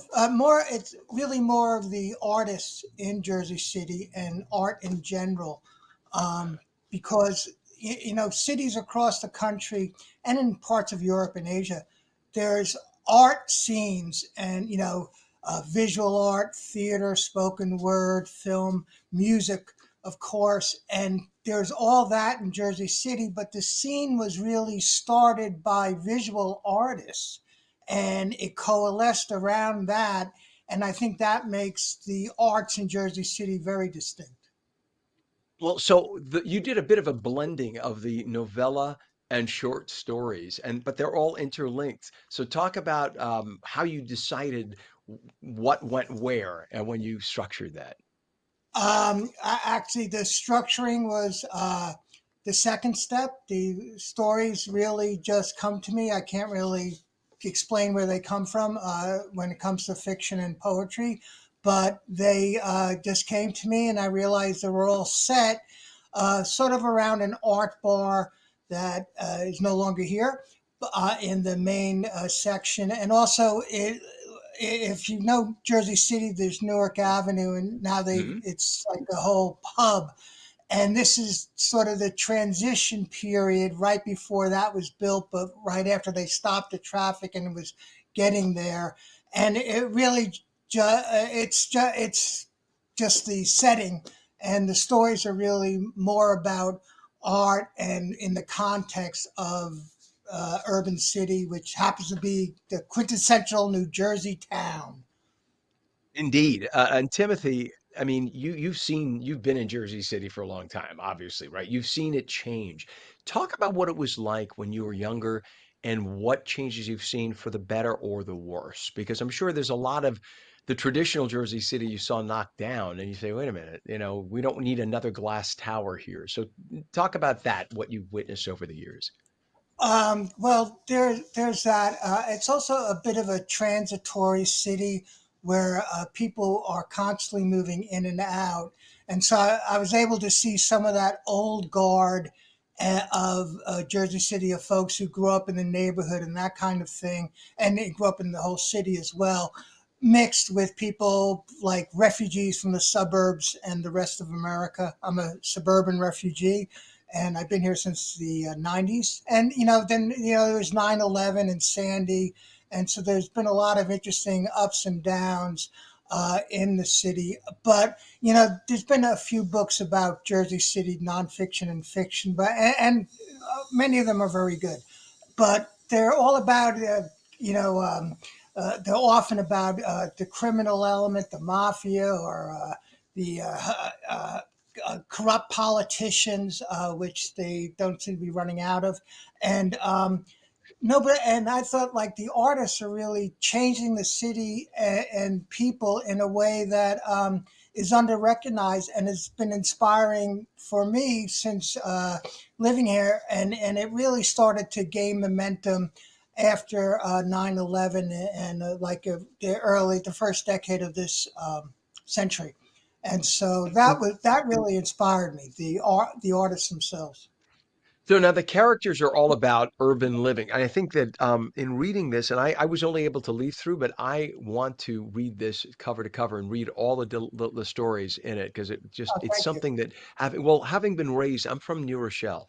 But I went to Okay. grammar school, high school, and college in Manhattan. So I kind of identify with the urban living concept from, Right. my whole life I've been in that scene.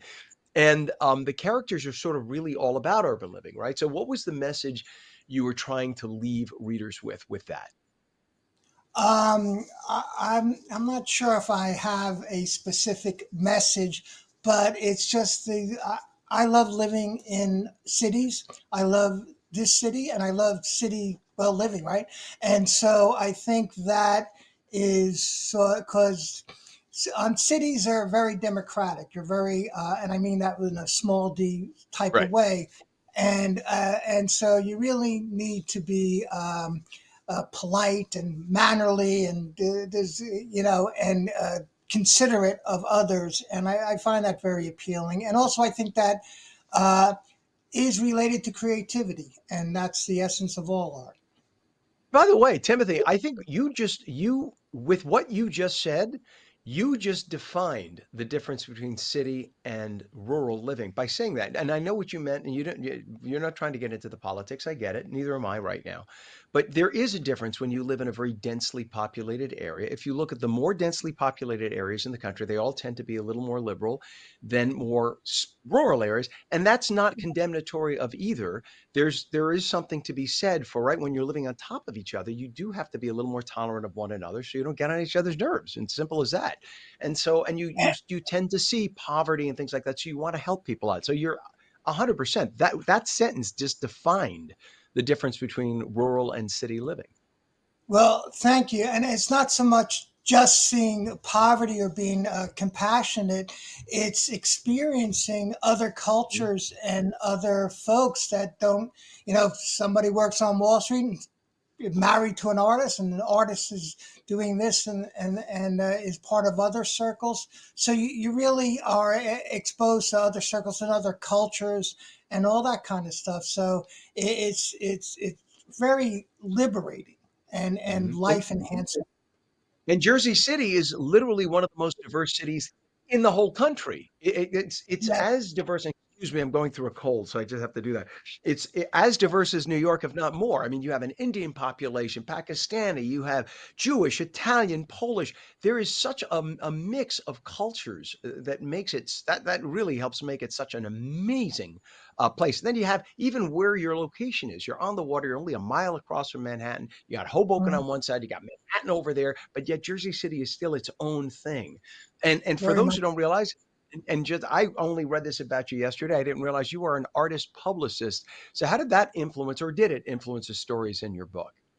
To a certain extent, but I had interest in art well before becoming a publicist. So I think I just got me to know artists, and also you do publicity work and get their ideas, and talking to them and interviewing them probably was actually a big influence because because it's really about the artist. Everybody's brain where it has the verbal and the visual, and artists have more visual than verbal compared to, say, a writer who has more verbal than visual. And so so that the idea of how artists think and live uh, uh, just fascinated me, and that sort of was maybe the root inspiration for this book. Love it. What is a website, Timothy, for people to get more information or to get the book? My website is timhrk.com. lit.com. And the book's available on Amazon and local bookstores, Word Bookstore in Jersey City. Here's a copy of the book. Nice. Or bring it right under your chin. We just lost it. There you go. Excellent. All right. It is called Subconscious City, Love, Art, and Artists, Jersey City, USA. A, the city is a beautiful city. It's a fantastic place. And B, maybe I could reverse the order of that. The man you see on your screen is the perfect ambassador for Jersey City. And the stories are fantastic. Now you are. It's a good read. People will enjoy the stories because it's a perfect assembly of stories. And if you've been through Jersey City at all, you'll even love it. Even if you haven't, but if you have been, you'll know everything in that book. It's awesome. So once again, Subconscious City, Love, Art, and Artists, Jersey City, USA, author Timothy Herrick. Thank you so much for coming on today. All the best with the book. Ken, thank you very much. I really appreciate it. And get that flu shot. I did. I got the flu shot. Now I just wish we had a cold shot. But thank you again. I appreciate it. All right, Timothy. Thank you so much. You too. Timothy would be the greatest guy in the world to have lunch with. Wouldn't you want to go for lunch with him? Because you could just tell he's a guy that knows the area and knows probably where everybody is buried, so to say, in Jersey City. I mean that in the best way. 8:31 right now. And when we come back, bet you didn't know. Today is Horror Movie Day. What's your favorite horror movie? Mike and I are going to talk all things horror in just a minute with Thanksgiving. Did I say Thanksgiving? With Halloween just days away. Don't mock me, Pam. Don't mock me. The phone lines are open. We'll take your calls at 888-658-0234. 888-658-0234. We want to hear what your favorite horror movie is. And Pam, you got to tell us what yours is too. Meteorologist Mike Favetta says, oh, of course they scare you. They're horror films, Pam. They're supposed to scare you. All right, Pam tells us she has never seen a horror film. Come on. All right, Pam, I'm going to go kidnap you from your husband this weekend. No, Willy Wonka and the Chocolate Factory is not. That's not a horror film. All right, moving on. Well, we're gonna have sunshine early, then some clouds later. Highs near 60. You're watching on New Jersey Mornings. We'll be right back. Horror.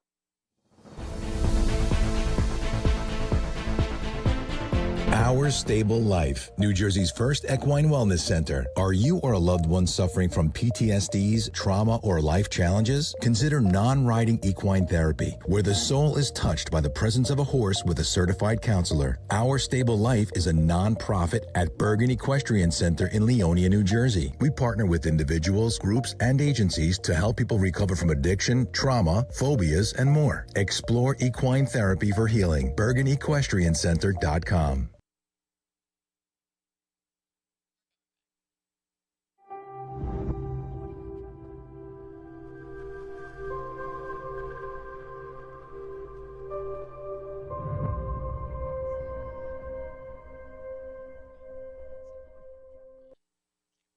And a very good morning to you. Today is Thursday, October 23rd, 2025. Around these parts, we like to call that Friday Eve.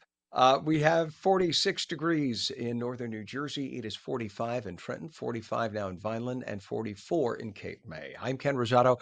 Welcome back to On New Jersey Mornings. Mostly sunny now, but then some clouds move in later. Highs near 60. Meteorologist Mike Favetta with the detailed Garden State forecast. Good morning, Mike.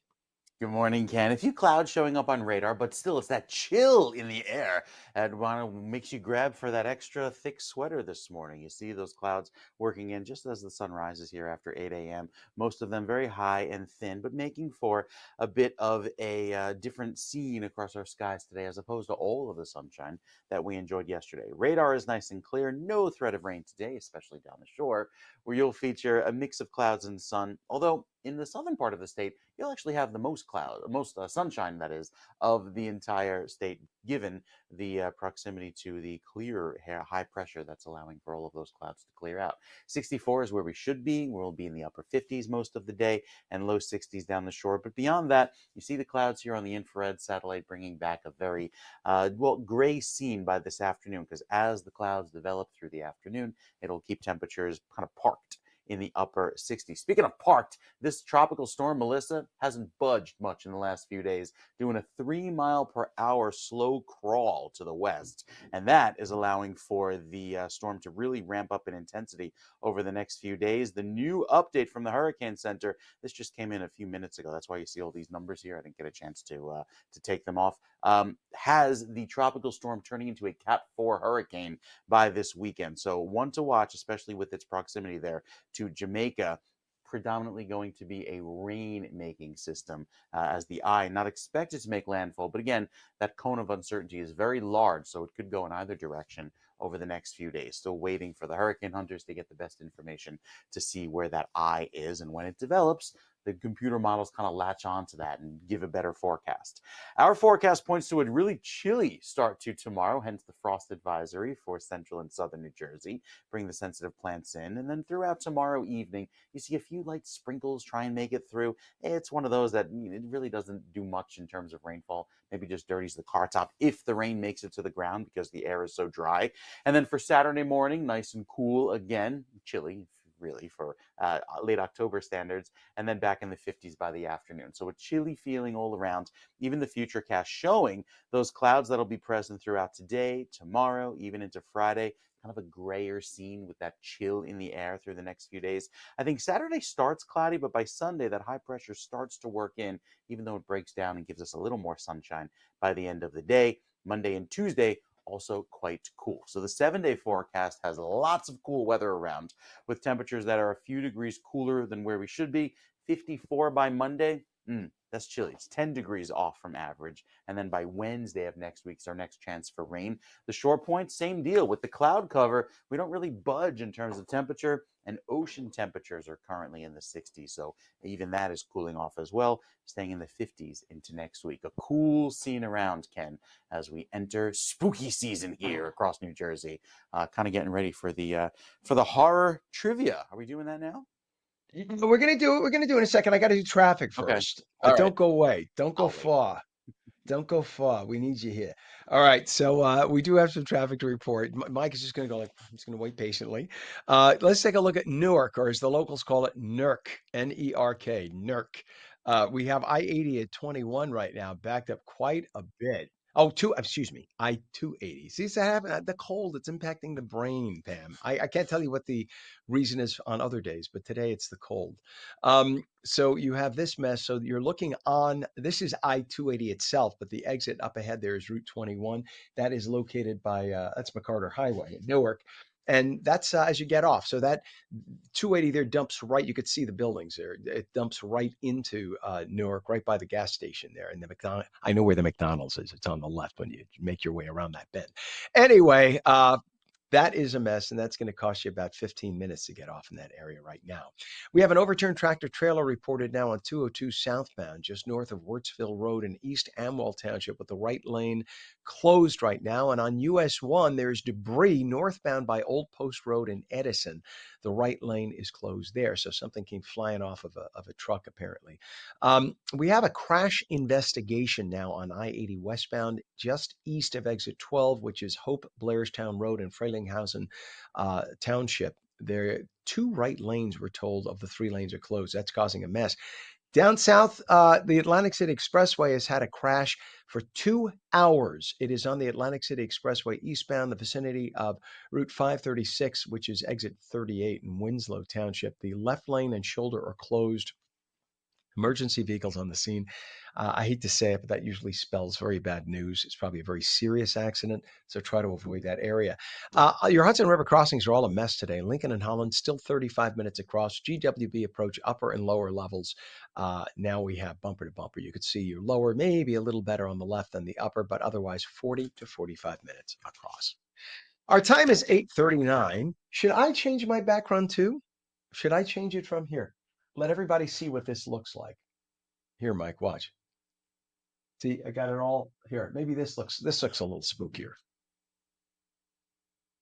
Ooh. Nighttime. So you got nighttime, I got nighttime. There we go. All right. So so we're doing spooky. It's National Horror Movie Day. Okay. So first we have to ask you what your favorite horror movie is. And Pam says she has never seen anything other than like Popeye. She doesn't know anything scary. She's afraid of horror films. We have Wizard of Oz is not scary. I guess if you're 3, it's scary, Pam. Ay. So what is your favorite horror film like? Okay, I think that my favorite horror film is probably going to be The Ring because I laughed through it because it was so like stupid scary. Like, come on, this is so scary, it's silly. Like that's how I got through the film. Don't you love the genres where you say, "No, don't go in the basement. Don't go in the Exactly. bed." It's like every good funny, if you will, horror film has that scene where the whole audience is shouting, "No!" Like Mhm. but yet they do that on purpose to evoke that. Yes. You know what? I'm into the supernatural horror. I think my 2 favorites, and partly because I was a Catholic priest, so that may be part of it, and I have seen some of this stuff in real life, which we could talk about sometime later. Um, Exorcist scared the living still scares me when I watch it Sure. to this day. Still sends chills up my spine. And The Omen, the original one from the 1970s, Okay. not the new one. The new one from the 90s was sanitized. The one from the 70s scared the tar out of me. Those 2 films are amazing. So you like the funny ones. That's fine. All right, so now we got to quiz each other. We get to Yes. quiz each other. So my question to you is, which of the following 4 characters killed people in their dreams? Was it Michael Myers, Freddy Krueger, Jason Voorhees, or Predator? Ding, ding, ding, Probably ding, ding, Michael ding. Myers. It was Eh. Freddy Krueger. Oh Freddy boy. Krueger. Okay. There you go. All right, go ahead. You got to All right. quiz So, me. by the way, the background banging you're hearing is the haunted horror scene, the haunted house here that we have going. It's the theme. It's actually Nino upstairs banging his wooden blocks on the floor. So it just kind of goes with the theme, right? Happening just I in time. love it. So, my question for you is: in what movie, if you watch a certain video, you'll die in 7 days? Scream, Wrong Turn, Poltergeist, or The Ring?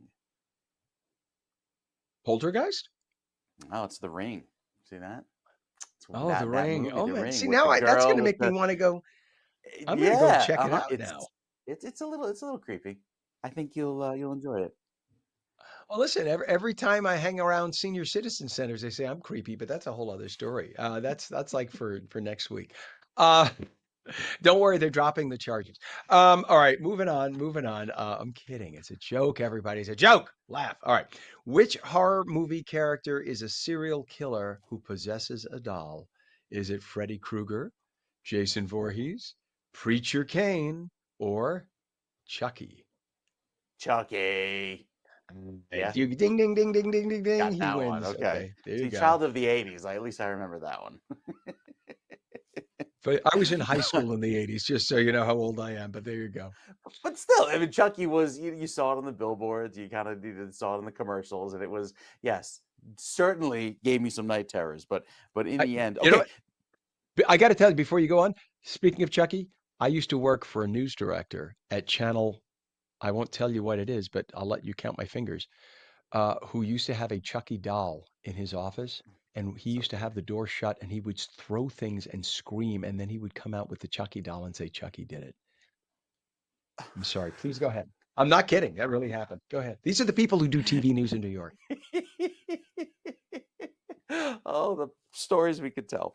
Who was the first to play Dracula in the movies? Was it Charlie Ooh. Chaplin, Boris Karloff, Charles Ogle, or Bela Lugosi?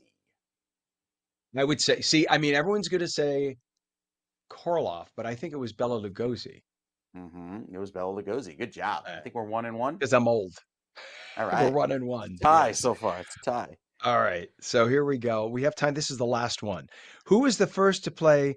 And by the way, we say who played Frankenstein. It wasn't who played Frankenstein. It's actually who played Frankenstein's monster because Frankenstein was the doctor. The monster was Frankenstein's monster. So who was the first to play Frankenstein's monster in the movies in 1931? Boris Karloff, Bela Lugosi, Charles Ogle, or Charlie Chaplin? Oh, going to be a random guess. Charles Ogle. It was actually Boris Karloff. Oh, okay. I guess they all work for the same movie companies. It must have been. Well, was there one movie company back then? Yeah, basically. 30. All right, here's the last one. So here we Okay, go. last one. Horror film. Which horror film was the first ever of a genre to be nominated for Best Picture for an Oscar? Get Out, Parasite, Jaws, or The Exorcist? Oh, I would say The Exorcist. The Exorcist is correct. Good job, sir. It was going to be Jaws or The Exorcist because they came out around the same time. But Exorcist, I think it was in the back of my mind that was the first. So that means I win, and I know nothing about the horror genre. Unbelievable, 2-1. That was close. All right, Mike, very good. You know I love doing these trivia things with you. I appreciate it. And by the way, a little thank you to Izzy, the producer, our producer who came up with all those questions. So nice job, Iz. It is 8:45, and today. Man, oh man, today we have a fantastic guest when we come back. Did you know, by the way, that many people who live in nursing homes have little to no personal income to buy anything? And we think of it, we think that, oh, don't worry, everything, they're cared for with everything. No, even things like toiletries or a shirt. In a moment, we're going to speak with some nursing home residents who are advocates for their fellow residents. And this is very important. You're watching On New Jersey Mornings. We'll be right back.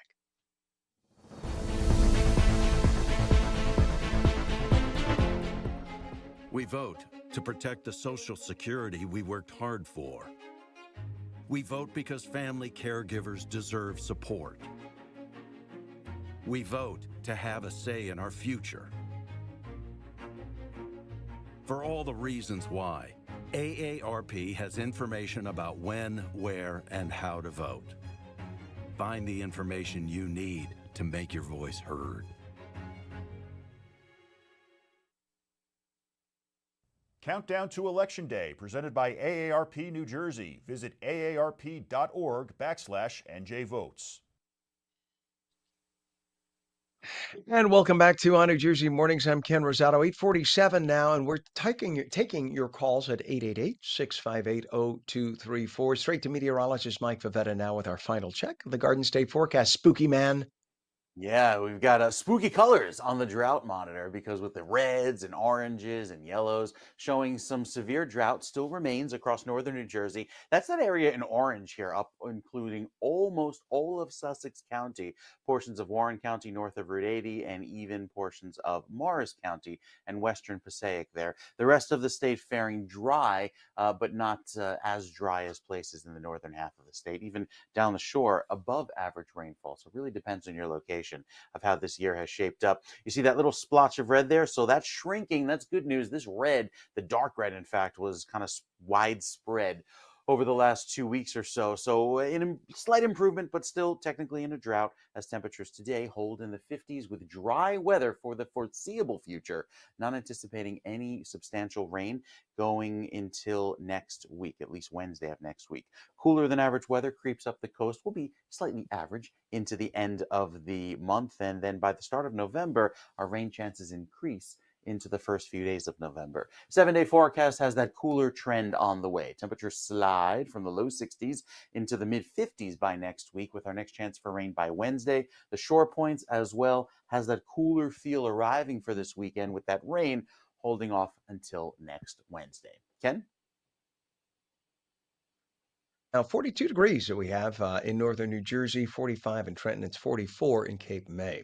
It is 8:48. You know, Election Day is just 12 days away, and in-person early voting starts this Saturday.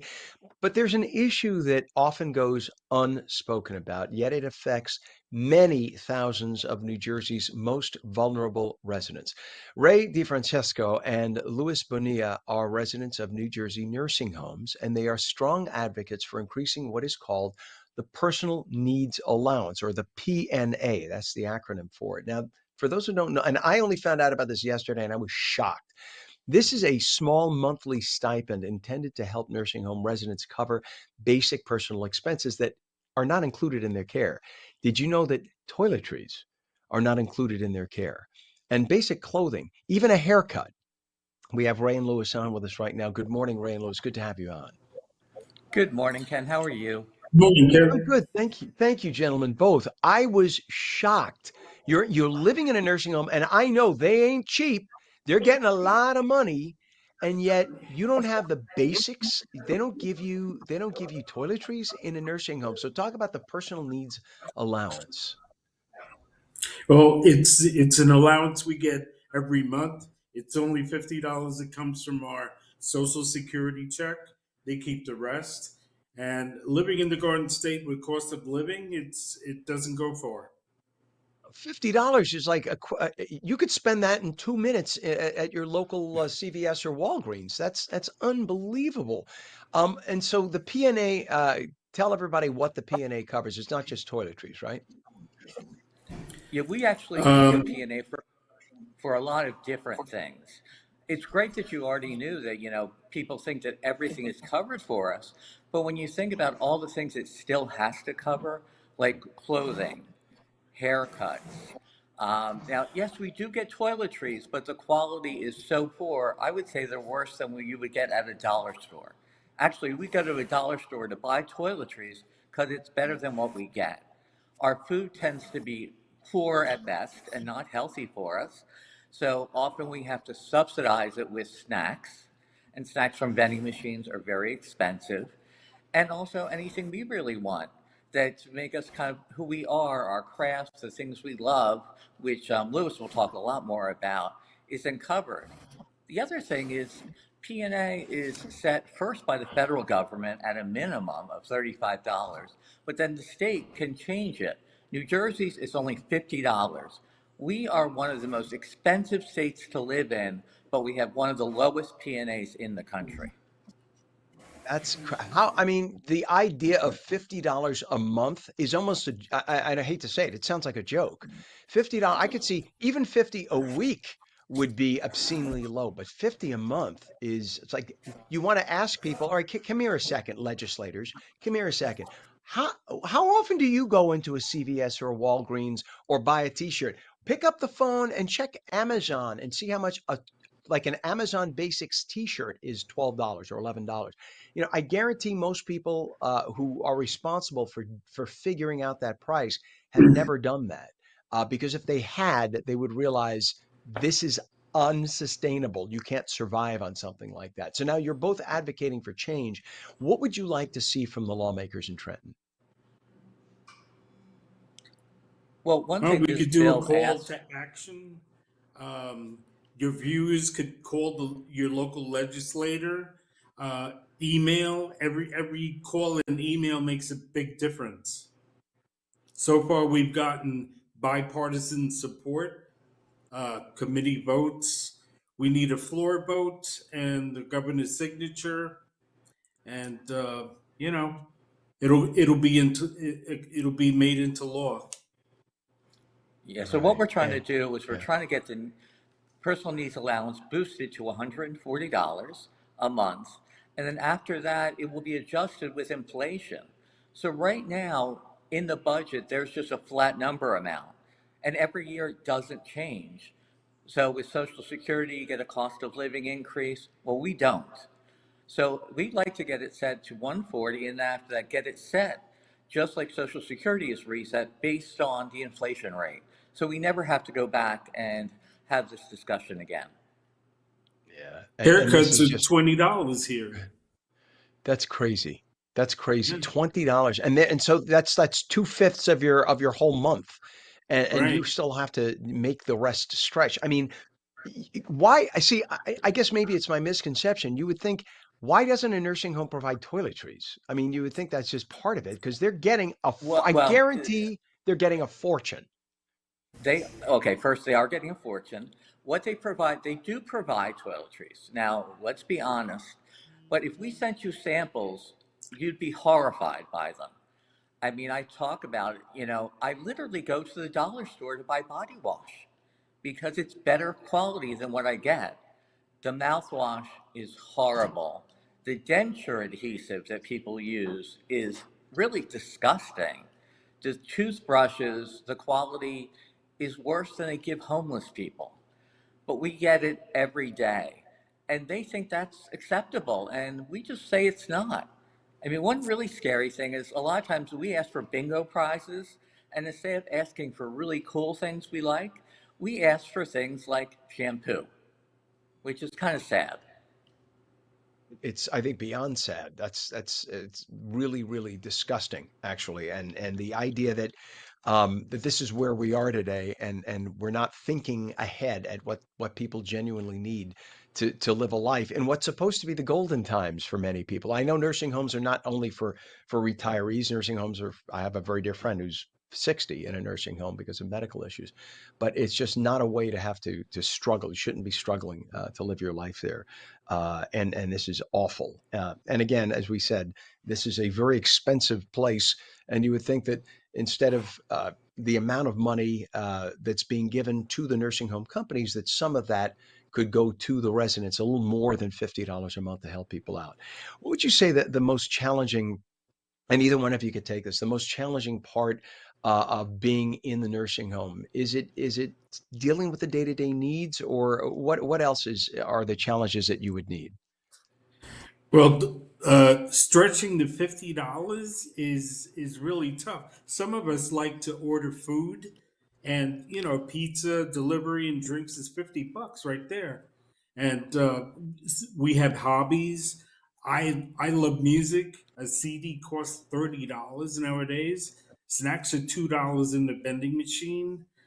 Phone plans so we could stay, connected to our families. They vary, in the States. Birthday cards, books. It's hard to stretch $50. It's just not enough. Yeah, And is one any of thing I'd this? like to add to that Yeah, is, sure, go ahead. a lot of nursing homes don't pay for TVs even or a phone line in the room. So if we don't have a cell phone, we have to use the nurse's desk to call our families. Unbelievable. That's, and in fact, my father is in a rehab nursing home right now, and I noticed they do not have landline phones anymore in the nursing home. So is that what you have there? No more landlines there, so you don't have it in the rooms? There's one by the nurse's station and one in the front office, but it's hard to use those. Sure, of Well, course. and And you try want the having a privacy. private conversation on them. Right. Right. Right. You want the privacy of, and you should have the privacy of talking with loved ones, or if you have to call your bank or whatever. That's, you need privacy. And obviously owning a cell phone costs money. There's a monthly amount for that. You, now the way it works, you get your Social Security check, right? But they extract whatever expenses from that. How does that work when you're a resident of a nursing home? No, we don't. They take all our Social Security, all the pension funds, everything. We just get All we have is $50. that That's it. $50 a month. You see, my mouth is open. I guarantee most people don't know that. I guarantee most people do not get that. And I think until you are ready for that, you don't understand. Because I think a lot of people assume, oh, you get Social Security, you get your pension, and you're living in a nursing home. No, I did not realize that. You both have Yeah, educated me on that, and that's horrible. Well, it's look, rough. we're at the top of the hour here, so we're going to wrap this, but not for long. I need to have you both back on. We need to get with the legislators, and we need to work on this, because this is just not fair. Nursing home residents, Ray Sandor, Louis Bonilla, advocates as well. Good luck with your efforts. Come back. We need to stay on this, and we appreciate you coming on this morning. Thank you, Ken. Thank you for You bet. having us. I appreciate you. That is not the way you should be retired. That is awful. All right, we're going to have some sunshine today, but then clouds later. Highs today about 60, and that is on New Jersey Mornings for your Thursday, October 23rd, 2025. I'm Ken Rosato. We appreciate you watching. Enjoy the rest of the day, and we'll check you again tomorrow right here on New Jersey Mornings, ONNJ.com. Have a great day.